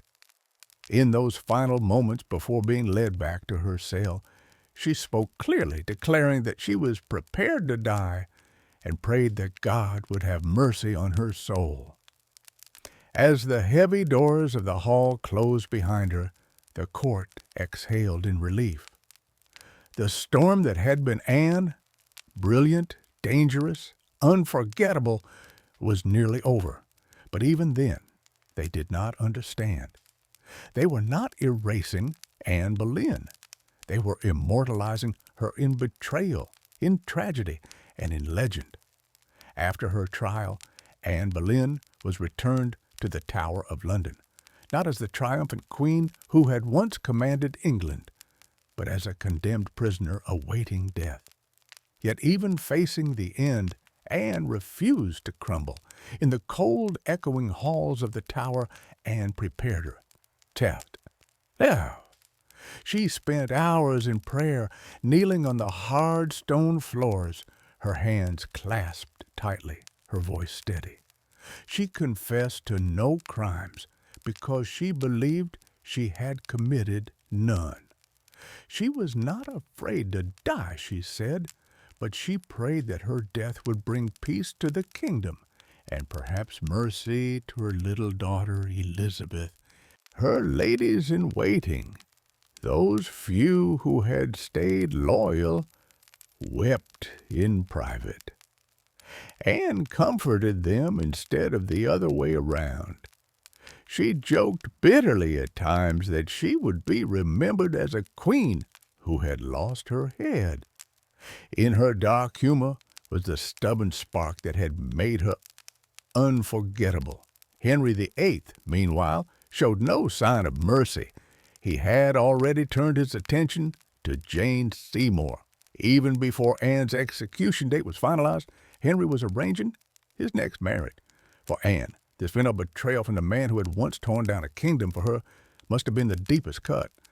On May 18th, 1536, Anne was told she would die the next morning. She slept little that night. Instead, she spent her final hours in prayer, asking God for forgiveness for all who had wronged her and perhaps for herself, for the ambition and pride that had led her here. Henry, with a flicker of royal kindness, had arranged for a French swordsman to carry out the execution. Faster, cleaner, less brutal than an axe. It was a small mercy, bought perhaps more for the king's conscience than for Anne's comfort. At dawn, Anne dressed carefully for her final moment, a dark gray gown of damask trimmed with fur, a crimson kirtle beneath, colors of dignity, of sacrifice. She pinned up her dark hair and tucked it beneath a simple cap, ready to face the blade with grace. As the tower's cold morning mist curled around the courtyard stones, Anne Boleyn, queen, mother, survivor, fighter, stepped forward. There would be no tears, no pleas, only a final act of courage in the face of history's judgment. Her end was near, but her story was just beginning. On the morning of May 19th, 1536, Anne Boleyn ascended the scaffold built within the Tower of London's walls. A small crowd gathered, courtiers, guards, a few witnesses, all wrapped in silence, as if even the stone walls held their breath. Anne stood tall, her gray gown fluttering slightly in the cold morning breeze. She looked thinner than she had at court, her face pale but calm. There were no hysterics, no broken sobs. If anything, she faced death with the same fierce dignity that had once shaken a kingdom to its knees. She spoke briefly, carefully choosing her final words. She did not accuse. She did not defend herself. She prayed for the king's health and prosperity, the very man who had abandoned her. In those final moments, Anne offered the world not a confession, but forgiveness. Her courage stunned even those who had come to see her fall. The French executioner, brought specially to ensure a swift death, stepped forward. Anne knelt upright, her hands folded in prayer, her eyes lifted toward the heavens. A small white cloth was tied around her eyes. She remained still. The sword flashed once, silent, swift, and Anne Boleyn, queen, mother, history maker, was no more. She was buried quickly in an unmarked grave within the Tower grounds, laid to rest in an arrow chest, because no proper coffin had been prepared for her. A queen once crowned in gold, now left to vanish without ceremony. Yet Anne's story didn't end in that cold grave. Her daughter Elizabeth, the child whose birth had once disappointed a king, would rise to become one of the greatest monarchs in English history. Elizabeth I, the Virgin Queen, whose reign would see the flowering of English art, power, and global influence, a queen who inherited her mother's fierce spirit, sharp mind, and unyielding resilience. Anne Boleyn changed the course of England forever. Her ambition helped trigger the break with Rome and the birth of the Church of England. Her fall showed the world that even queens could be cast aside. Yet through her blood, through Elizabeth, Anne's legacy blazed brighter than any crown she had worn in life. In the end, Anne Boleyn won a kind of immortality, not through her survival, but through her indelible impact on history. By the early 1770s, the American colonies simmered like a pot left too long over a roaring fire. The relationship with Britain, once seen as the proud mother country, had soured into resentment, suspicion, and growing fury. It hadn't started with tea. Years earlier, the Stamp Act had enraged colonists by placing taxes on everything from newspapers to playing cards. That was followed by the Townshend Acts, taxing essentials like paper, glass, and paint. Each new law passed thousands of miles away by a parliament in which the colonists had no representation was like another spark landing in dry brush. At first, the anger showed itself in polite petitions and fiery pamphlets. Colonial assemblies drafted formal protests. Merchants organized boycotts. Writers like Samuel Adams and John Dickinson filled newspapers with passionate arguments about liberty and rights. But as time wore on, frustration deepened into something darker, a slow realization that Britain wasn't listening. Worse, Britain didn't care. Many colonists clung to the hope that if they just made enough noise, and if they just reasoned hard enough, Parliament would repeal the taxes, and sometimes they did. The Stamp Act was famously repealed after loud colonial protest. But every small victory was followed by new legislation, new taxes, new insults. It wasn't about the money. It never really was. The taxes themselves were modest by British standards. What infuriated the colonists was the principle. They were being taxed without consent, treated as subjects rather than citizens, ruled like distant possessions rather than partners. Boston, more than any other city, became the beating heart of resistance. The Sons of Liberty, a secretive, fiery group of patriots, grew louder and bolder. In 1770, tensions exploded into violence when British soldiers fired on unarmed civilians in what became known as the Boston Massacre. Blood had already stained the cobblestones. Trust was a thing of the past. By 1773, the colonies were teetering on the edge. A final insult would tip them into open defiance, and it came not in the form of soldiers or new laws or armies, but in the quiet, seemingly harmless shape of crates stacked with tea. The colonists didn't know it yet, but the night that tea floated in the cold waters of Boston Harbor, the world would change forever. In 1773, Parliament made a critical miscalculation. Believing the American colonies would quietly accept cheaper tea, they passed the Tea Act, a law that was supposed to save the struggling British East India Company and, incidentally, reassert Britain's right to tax the colonies. On paper, it looked like a good deal. The Tea Act allowed the company to sell tea directly to the colonies, cutting out the middlemen, slashing prices, and offering a luxury product at a bargain, a few pennies cheaper. What could possibly go wrong? Everything. Because the problem wasn't the price of tea, it was the principle behind it. The Tea Act left the hated tax on tea firmly in place. Accepting the tea, even at a discount, would mean acknowledging Parliament's right to tax the colonies without their consent. To many Americans, that was unthinkable, a surrender of the liberties they had fought to protect for more than a decade.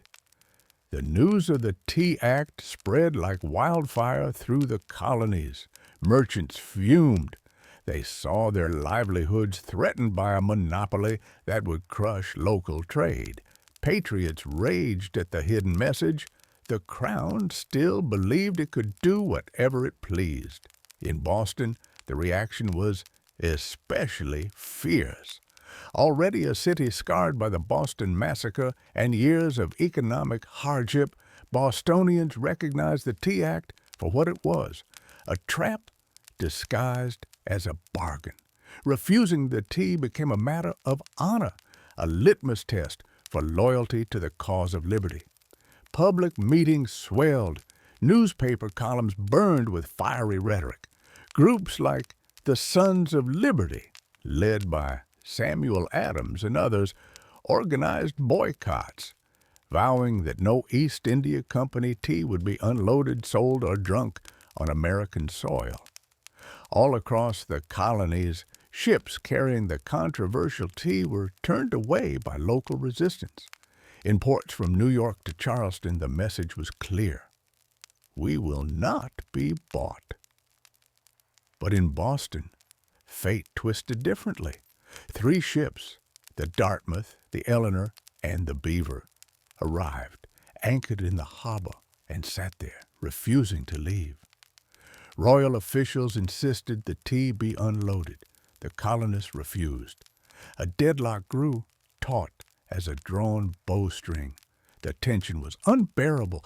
A single act would break it, and history would never be the same again. As the British tea ship sat stubbornly anchored in Boston Harbor, the city itself transformed into a powder keg. Every day that passed without resolution tightened the tension. Boston wasn't just resisting, it was preparing for a fight.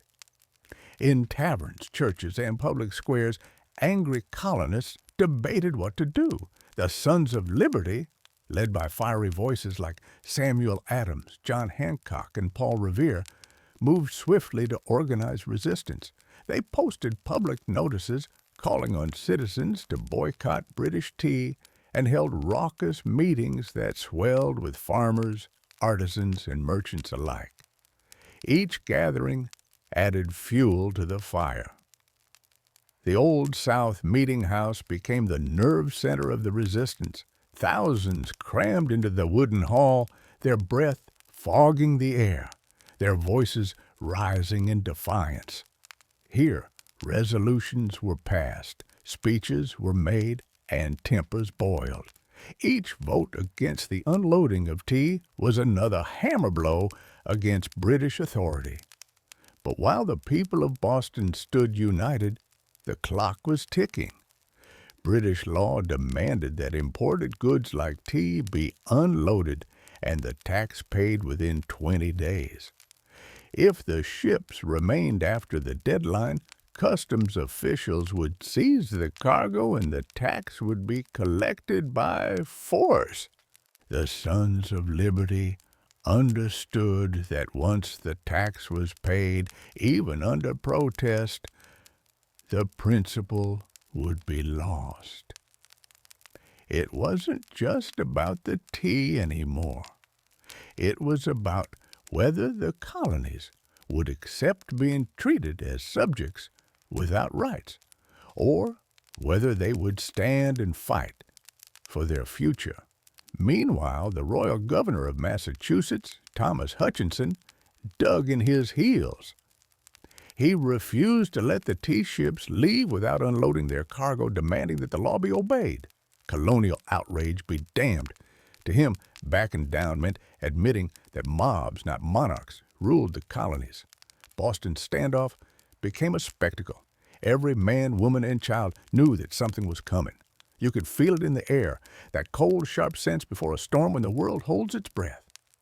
All it would take was one spark to ignite an explosion, and somewhere among the crowded streets and crowded hearts of Boston, a decision was quietly taking shape, a plan that would echo across oceans and empires. December 16th, 1773, dawned gray and cold over Boston, a city balanced on the edge of history. For nearly 3 weeks, the tea ships had sat in the harbor like ticking bombs. Now, the final deadline had arrived. According to British law, the tea had to be unloaded and the tax paid within 20 days of a ship's arrival. If it wasn't, customs officials could seize the cargo and British troops could be called in to enforce the law. Everyone knew it. Everyone knew what was at stake. If the tea came ashore, the principle was lost. If the colonists allowed it, even once, their cause, their claim to rights and liberty, would unravel. That morning, thousands of Bostonians and nearby colonists packed into the Old South Meeting House, the largest building in town. Some had walked miles through the icy countryside to be there. The meeting was so packed that men spilled out into the streets, straining to hear the fiery speeches echoing through the halls. Samuel Adams, the iron voice of rebellion, presided over the gathering. Speaker after speaker rose to denounce the Tea Act, to cry out against tyranny, to urge immediate action. But even among the defiants, uncertainty hung heavy. What could be done without sparking outright war? How could they stop the tea without opening the floodgates to brutal retaliation? As the afternoon wore on, riders galloped in with grim news. Governor Thomas Hutchinson remained unmoved. The ships would not be allowed to leave without unloading. The tea would be seized, the tax collected, the king's law enforced. The crowd buzzed with fury. The walls of the meeting house seemed to shudder with the force of it. Yet Samuel Adams stood calmly and spoke the words that signaled the end of debate. This meeting can do nothing more to save the country. A simple sentence. But everyone knew what it meant. There would be no more petitions, no more compromises. Action would be taken. Outside, a war whoop cut through the gathering gloom. The signal.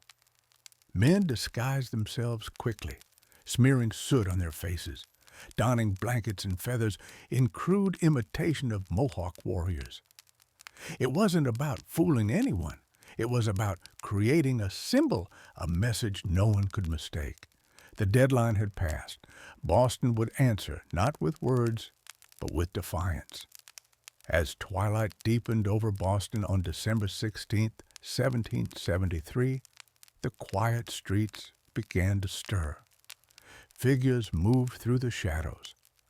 Ordinary men cloaked in rough blankets, their faces blackened with soot, some adorned with feathers. They weren't trying to fool anyone into believing they were real Mohawks. Their disguise was symbolic, an act of shedding their old identities, of taking a stand as something new, something fierce. By the dozens, they made their way to Griffin's Wharf, where the 3 tea ships, the Dartmouth, the Eleanor, and the Beaver, lay anchored. The harbor water churned cold and dark beneath them, thick with the sharp bite of winter air. There was no shouting, no drunken chaos. This was not a riot. It was a mission, carried out with calm, ruthless precision. Armed with hatchets and clubs, the disguised colonists swarmed the ships. overwhelming the few crew members still aboard. No harm came to the sailors. They were pushed aside, watched in silence as the operation began. Men split open the wooden chests with practiced blows, the fragrant smell of fresh tea spilling into the cold night air.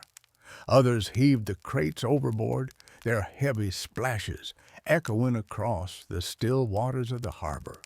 Chest after chest, 342 in total, was broken and dumped until the black water swirled with thousands of pounds of tea leaves. Spectators watched from the wharf, silent, awed. British guards stationed nearby made no move to intervene, whether from confusion, sympathy, or fear of escalating violence remains unclear.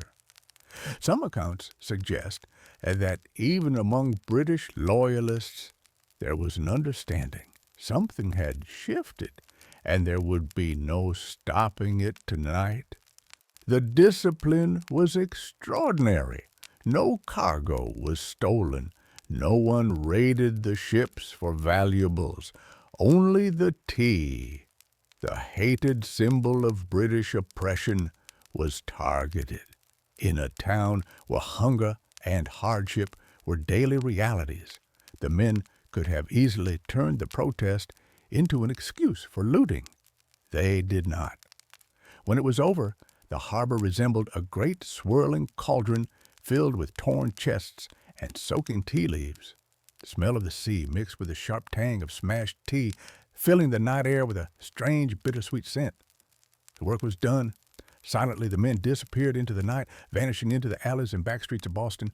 They left behind no names, no leaders, no claims to fame, only the unmistakable mark of revolution. As the last broken crates bobbed in the dark water, Boston stood still, almost holding its breath. The Boston Tea Party wasn't a riot, a brawl, or a drunken spectacle. It was something far rarer, an act of cold, deliberate defiance carried out under the cloak of night. The harbor was transformed into a giant swirling teapot. Thousands of pounds of East India Company tea floated in great mats on the water, staining it black. Some colonists, curious and rebellious, scooped handfuls of soaked leaves from the harbor, only to be chastised by the Sons of Liberty patrolling the docks. Nothing was to be salvaged.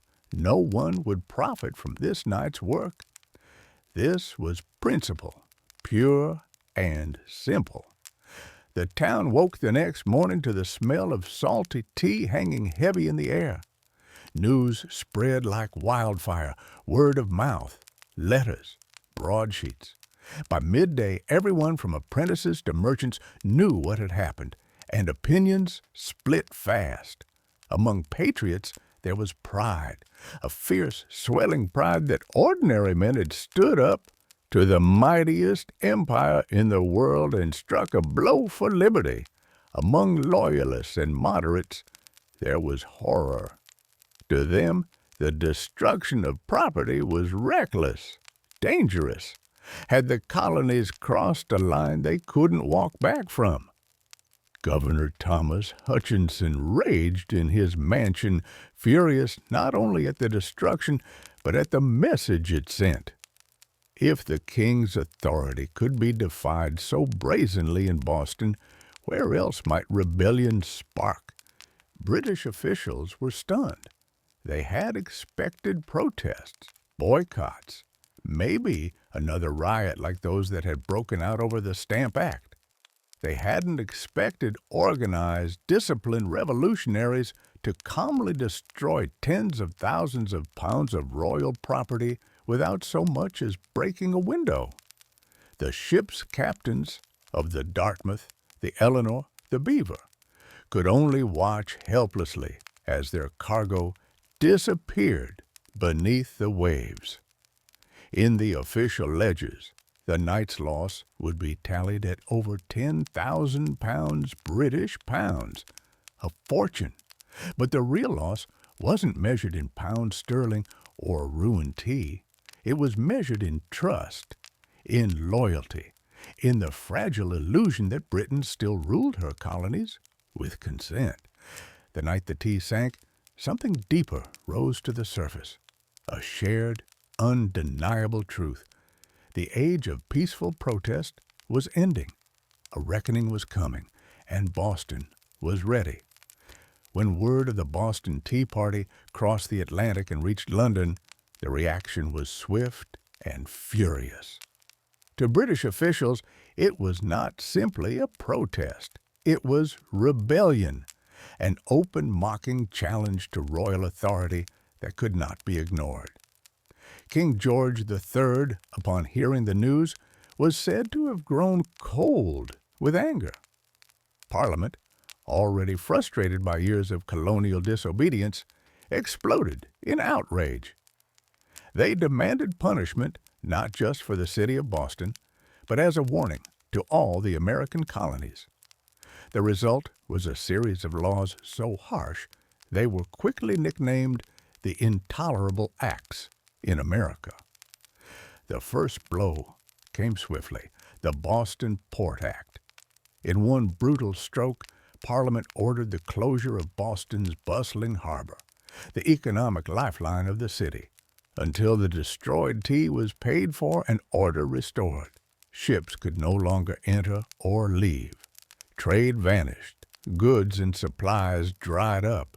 Boston, once vibrant and noisy, grew quiet, its docks eerily still. But the punishment didn't stop there.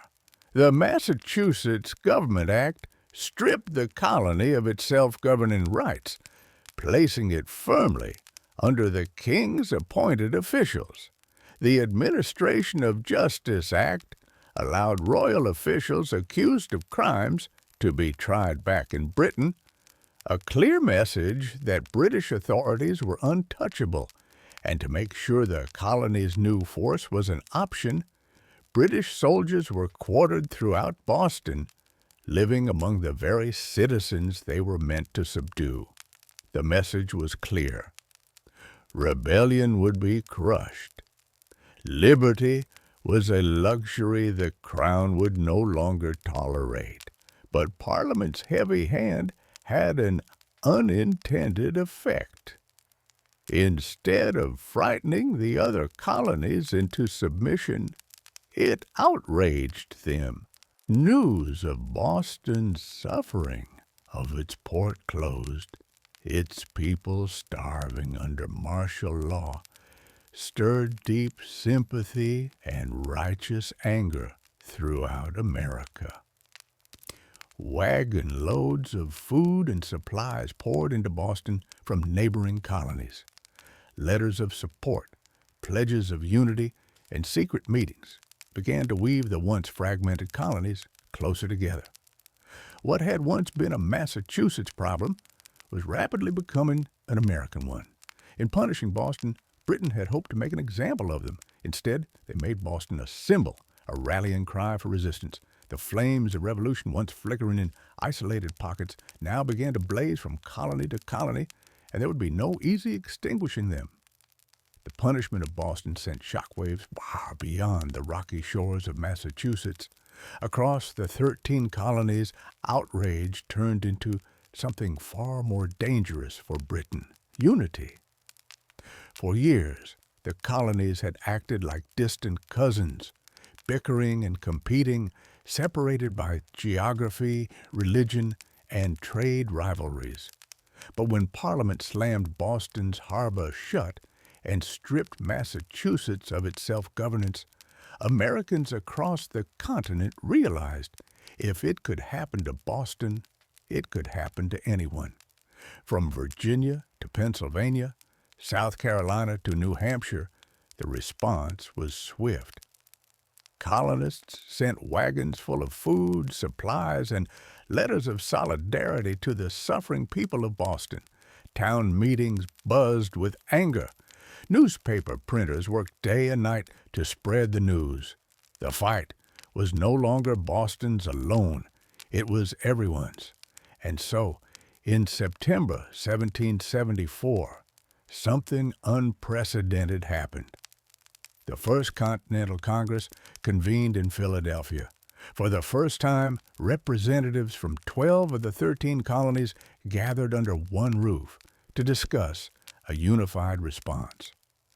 Men like George Washington, Patrick Henry, John Adams, and Samuel Adams, once merely regional figures, now stood together as architects of a movement that was growing larger by the day. Their goal, at least officially, was not yet full independence. Most still hoped for reconciliation, for a return to the old relationship of mutual respect under the British Crown. But beneath the polite debates and carefully worded petitions, a deeper understanding was taking root. The colonies could no longer afford to stand separately. At the Congress, they agreed to a sweeping boycott of British goods. They pledged mutual support in the face of further British aggression, and they made it clear any attack on one colony would be considered an attack on all. In taverns and meeting houses across the continent, ordinary people began using words that had once been whispered only in private: unity, resistance, liberty. In bringing the hammer down on Boston, Britain had imagined it would crush rebellion. Instead, it had welded the colonies together into something far more dangerous. A people who, despite their differences, were beginning to think of themselves not as scattered provinces, but as Americans. The winds of revolution were no longer just stirring. They were gathering into a storm, and it was too late for Britain to stop it. The night the tea sank into Boston Harbor, it wasn't just crates that were destroyed.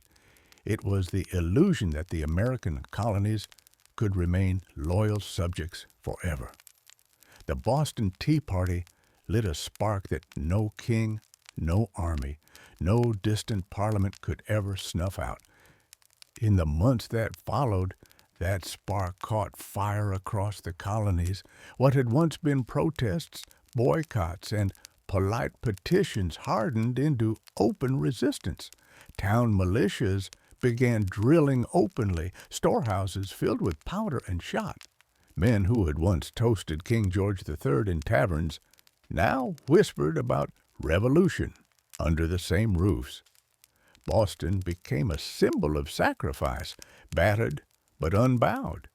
The more Britain tried to tighten its grip, the more the colonies slipped through its fingers. Every ship that sailed past the closed, silent harbor of Boston was a silent reminder that tyranny had met its match in American defiance. When Parliament passed the intolerable acts, they intended to make an example out of Boston to scare the other colonies into submission. Instead, they had created a martyr city, a rallying cry. From Georgia to New Hampshire, colonists realized that their fates were tied together. Resistance was no longer about tea. It was about survival, identity, freedom. By the spring of 1775, the tension reached a boiling point outside Boston. In the villages of Lexington and Concord, British troops sent to confiscate colonial weapons instead found armed farmers, ordinary men ready to defend their rights with musket fire. The first shots of the American Revolution rang out, a direct line traced back to the moment when men chose principle over profit and dumped a fortune's worth of tea into the harbor. The Boston Tea Party showed the world that revolution doesn't always announce itself with trumpets and banners. Sometimes it starts quietly, with a small group of determined people standing in the cold, choosing defiance over fear. In dumping the tea, the colonists weren't just rejecting a tax, they were rejecting an empire. And though the road ahead would be bloody, bitter, and uncertain, one thing had become clear that night in Boston Harbor: the American colonies were no longer loyal subjects. There was something new, something dangerous. They were revolutionaries, and they were just getting started, all before the towering pyramids of Giza, before Mesopotamian cities buzzed with life, before Stonehenge stood against the sky. There was Corral, hidden away in the dry valleys of coastal Peru. Corral rose in silent majesty nearly 5,000 years ago, then faded into near complete oblivion, swallowed by sands and forgotten by history. For centuries, the world did not even know it existed. The Super Valley, where Corral once thrived, seems at first glance an unlikely place for civilization to bloom. The landscape is parched, barren, the river little more than a thin silver thread winding through rocks and dust. To most eyes, it looked inhospitable, a place abandoned by life. Yet it was here, amid the desolation, that one of humanity's earliest great cities took shape. Corral wasn't just a collection of scattered huts or a temporary trading post. It was a planned city sprawling over 150 acres, filled with pyramids, plazas, residential quarters, and ceremonial spaces. It had scale, purpose, and vision. A complex society blossoming centuries before the Egyptians began stacking stones into pyramids of their own. The people of Corral achieved this without the wheel, without written language, without metal tools. They built massive structures from stone and earth with nothing but ingenuity, communal effort, and the raw power of human will. Yet, for thousands of years, Corral's existence remained a secret. Even when travelers stumbled across the strange weathered mounds scattered across the valley, they mistook them for natural formations, mere hills sculpted by the desert winds. No one imagined that beneath the sand lay one of the oldest cities in the world, predating even the civilizations that history books had crowned as the firsts. It wasn't until the late 20th century that archaeologists, led by Ruth Shady, uncovered the truth. What they found buried in the dust of time would rewrite the story of the Americas and force the world to reconsider what it thought it knew about the birth of civilization itself. Corral had risen, flourished, and fallen in total anonymity. Now, after millennia of silence, its stones are speaking again, whispering of a peaceful, intelligent people who built a world of complexity and wonder in a land where life itself seemed impossible. And this was only the beginning of their story. At first glance, the Soup Valley looks like a place where life should struggle to exist.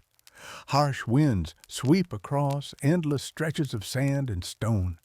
The sun beats down mercilessly, drying out the earth, baking the landscape into cracked, brittle sheets. Water is scarce, the river a meandering thread, fighting for survival. To the untrained eye, it is a wasteland, barren, empty, forgotten by the gods. But the people of Corral saw something different. They did not see a desert to be feared. They saw a canvas to be shaped. They recognized the river, however modest, as the lifeblood of possibility.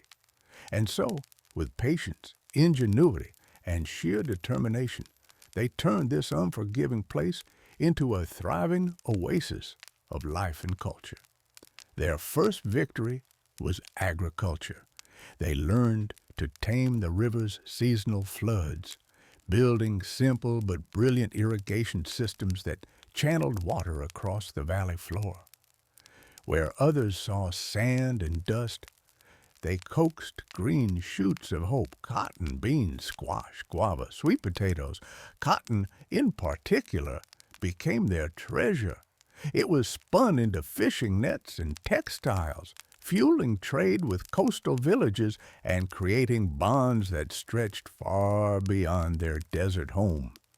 But growing crops was only part of their mastery. The people of Corral understood that survival in the desert required balance. They worked with nature, not against it. They built their homes and plazas from stone and earth, designed to withstand both scorching heat and the rare punishing rains that occasionally swept through the valley. They studied the stars and seasons, planning their harvests with the precision of master astronomers. Trade became the veins and arteries of Corral's economy. Dried fish, cotton, fruits, and handmade goods flowed up and down the coast. In exchange, Corral received exotic goods, colorful shells from the Pacific, rare stones from the Andes, ideas from distant peoples. They were not isolated. They were connected. In a land where survival seemed impossible, Corral thrived through intelligence, innovation, and community. They didn't conquer the desert with brute force. They partnered with it, learning its rhythms, respecting its power, building a society that was not just functional, it was extraordinary. Against the odds, Corral blossomed into a beacon of civilization, and it was only beginning to rise. Rising out of the desert like ancient guardians, the pyramids of Corral defy everything we thought we knew about early civilization in the Americas. These were not small, crude structures built by primitive hands. They were massive, deliberate works of architecture created by a people with vision, organization, and ambition. The centerpiece of the city was the Pyramid Mayor, the largest of Corral's monumental structures. It stretched more than 450 feet in length and towered nearly 60 feet above the desert floor, a feat of engineering on par with the early wonders of the ancient world. Built from stone, mud, and woven reed bags filled with rocks, the pyramid was designed not just to endure the harsh climate, but to withstand the punishing earthquakes that occasionally rattled the region. And endure it did, standing silent against wind and time for nearly 5 millennia. But the pyramids of Corral were not tombs. Unlike the massive burial complexes of Egypt, Corral's pyramids served a different purpose. They were centers of ceremony, power, and public life. Temples and gathering spaces crowned their summits, accessible by broad, elegant staircases. Fires once burned atop these platforms, and rituals were held beneath the endless Peruvian sky. At the foot of the pyramids, vast plazas opened up, sunken and circular, inviting thousands to gather for religious ceremonies, political meetings, and communal celebrations. The very design of Corral's cityscape suggested a society that prized community and order, a people deeply connected to one another and to the cosmos. Around the pyramids, smaller residential complexes fanned out, likely home to priests, administrators, artisans, and farmers. The pyramids themselves seem to have been strategically placed, aligned with celestial events, sunrises, solstices, the cycles of the stars. To the people of Corral, architecture wasn't just practical. It was spiritual, mathematical, cosmic. Walking among the weathered stones today, it's almost impossible not to feel a strange sense of awe. These structures were raised without metal tools, without the wheel, without beasts of burden. Yet they rose with symmetry, scale, and staggering precision. The great pyramids of Corral were not built for vanity, nor for war.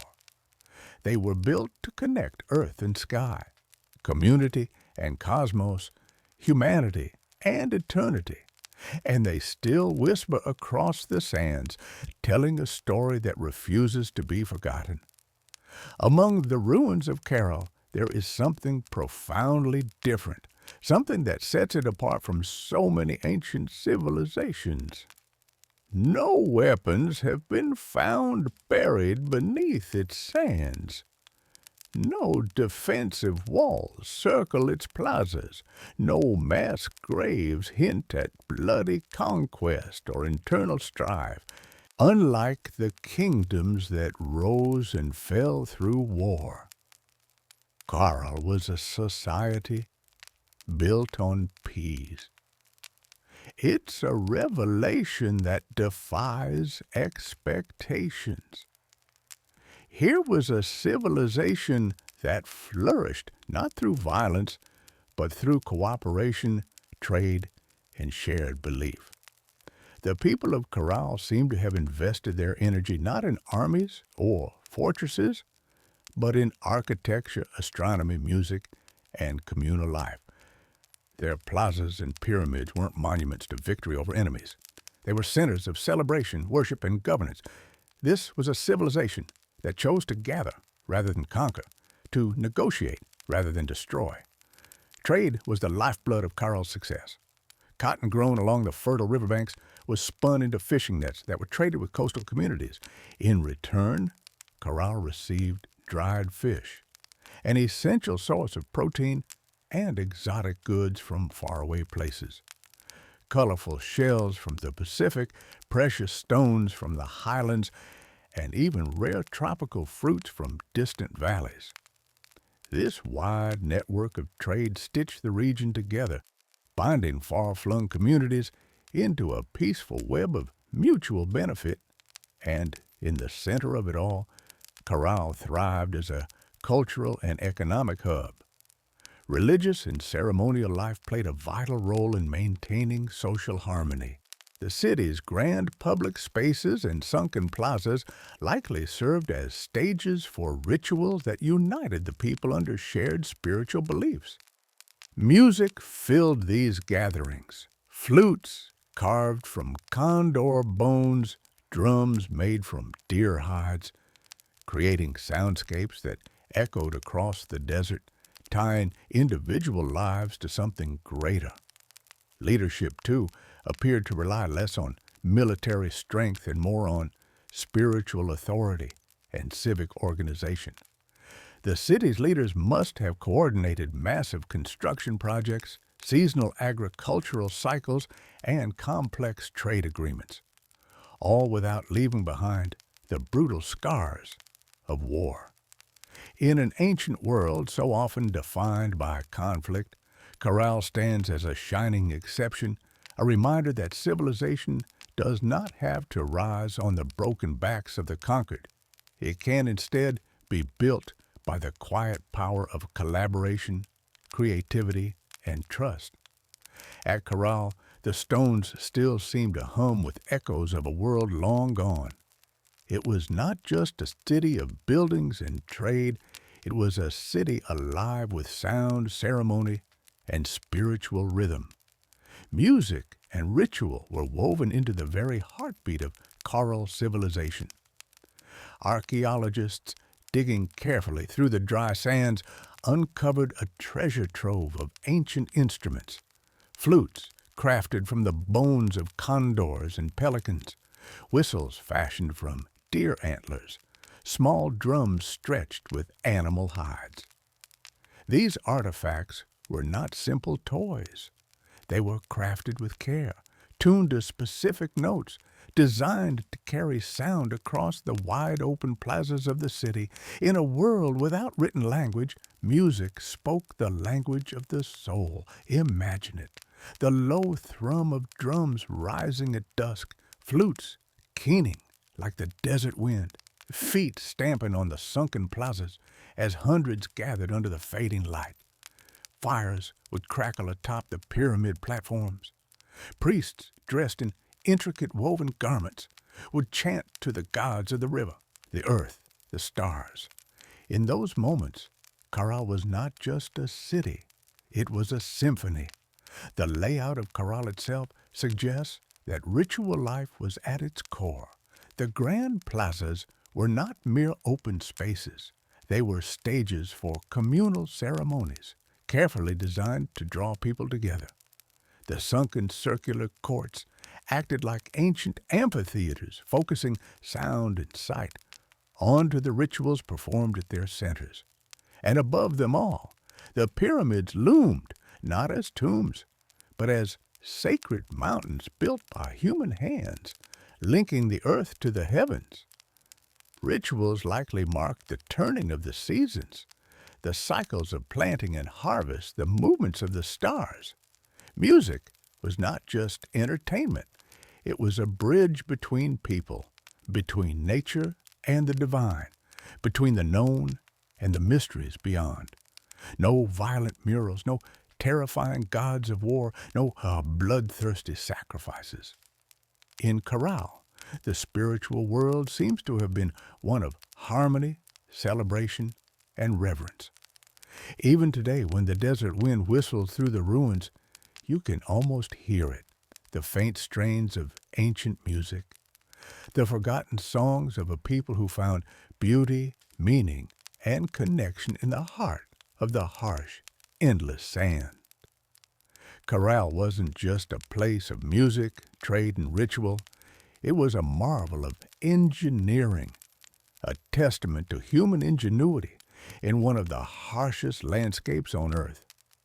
Without metal tools, without the wheel, without draft animals, the people of Corral shaped a city of stone and earth that has endured nearly 5,000 years. Their achievements were astonishing. Massive pyramids rose from the desert floor, constructed not with small, fragile bricks, but with enormous stones carried across the dry valley. Workers transported rocks using reed bags, ingenious baskets strong enough to bear heavy loads, woven from the very plants that grew along the riverbanks. Layer upon layer they built with care, stacking stone and filling the interiors with rubble to create structures that could withstand not only time, but nature's fury. And they understood nature well. Carroll lies in a region prone to violent earthquakes, yet their pyramids and plazas survived largely intact. How? By mastering earthquake-resistant architecture. Builders used flexible construction techniques, layered fills, wide foundations, and rounded corners that allowed their monuments to absorb and dissipate seismic energy. It was engineering born not from textbooks, but from an intimate knowledge of the earth itself. Water management was another silent triumph. Despite living in a desert, the people of Corral developed sophisticated irrigation systems. Channels and canals carefully guided river water to their agricultural fields, allowing crops to flourish even during dry seasons. No water was wasted. Every drop mattered. The layout of Corral itself reflected brilliant urban planning. Major structures aligned with key astronomical points, suggesting a deep understanding of the solar cycles. The sunken plazas, with their precise geometry, were more than gathering places. They were instruments for tracking the heavens, allowing priests and astronomers to predict seasons crucial for survival. Even the city's organization spoke of a complex society. Residential zones, administrative areas, ceremonial centers, all were arranged in harmony, balancing communal life with sacred spaces. They built not just for the moment, but for generations. Today, as modern engineers marvel at Corral's resilience, they are reminded that greatness is not measured by technology alone. Sometimes the deepest wisdom lies in understanding the forces of nature, in working with the land, not against it. Corral stones have endured storms, quakes, and the erosion of time itself. They stand as a silent testament to a civilization that engineered their dreams into the desert sands. For centuries, the city of Corral flourished, a beacon of peace, music, trade, and architectural mastery in the desert sands. And then, quietly, almost without a trace, it was abandoned. No fires marked its fall, no signs of conquest scar its walls, no mass graves or shattered monuments tell a story of sudden disaster. Instead, Corral simply faded, its plazas emptied, its pyramids left to the drifting sands, its flutes and drums silenced by time. Why did they leave? That question still lingers like a ghost across the Soup Valley. Some scholars believe that environmental change struck the final blow. Evidence suggests that a long period of drought may have crippled Corral's agriculture. Without the river's life-giving waters, the fields would have withered. Trade networks dependent on surplus cotton and food would have faltered. The careful balance Corral had maintained with its harsh environment may have finally tipped beyond repair. Other theories point to shifting trade routes. As neighboring cultures grew and new centers of power emerged along the coast and inland, Corral's influence might have diminished. Perhaps the goods they once supplied, cotton, fish, produce, were no longer enough to sustain their role as a dominant city. Slowly the lifeblood of commerce drained away. Still others whisper of internal decline. Without written records, we can only imagine political struggles, religious upheaval, or simple exhaustion after centuries of growth. Even peaceful societies can fracture under pressure when survival becomes uncertain. Whatever the cause, the departure seems to have been gradual, not sudden. Families likely drifted away one by one, seeking more fertile valleys, stronger rivers, new beginnings. Children who once ran across Carol's plazas grew up telling stories of a lost city behind them, stories that would eventually fade into legend. The desert reclaimed what humans had built. Winds carried fine sand over stone temples. Flutes lay buried beneath shifting dunes. What had once been a humming, vibrant civilization became a field of silent, sleeping mounds. For nearly 4,000 years, Cairo remained hidden, a whisper beneath the sands, waiting. Today, as archaeologists carefully uncover its stones, the question still burns.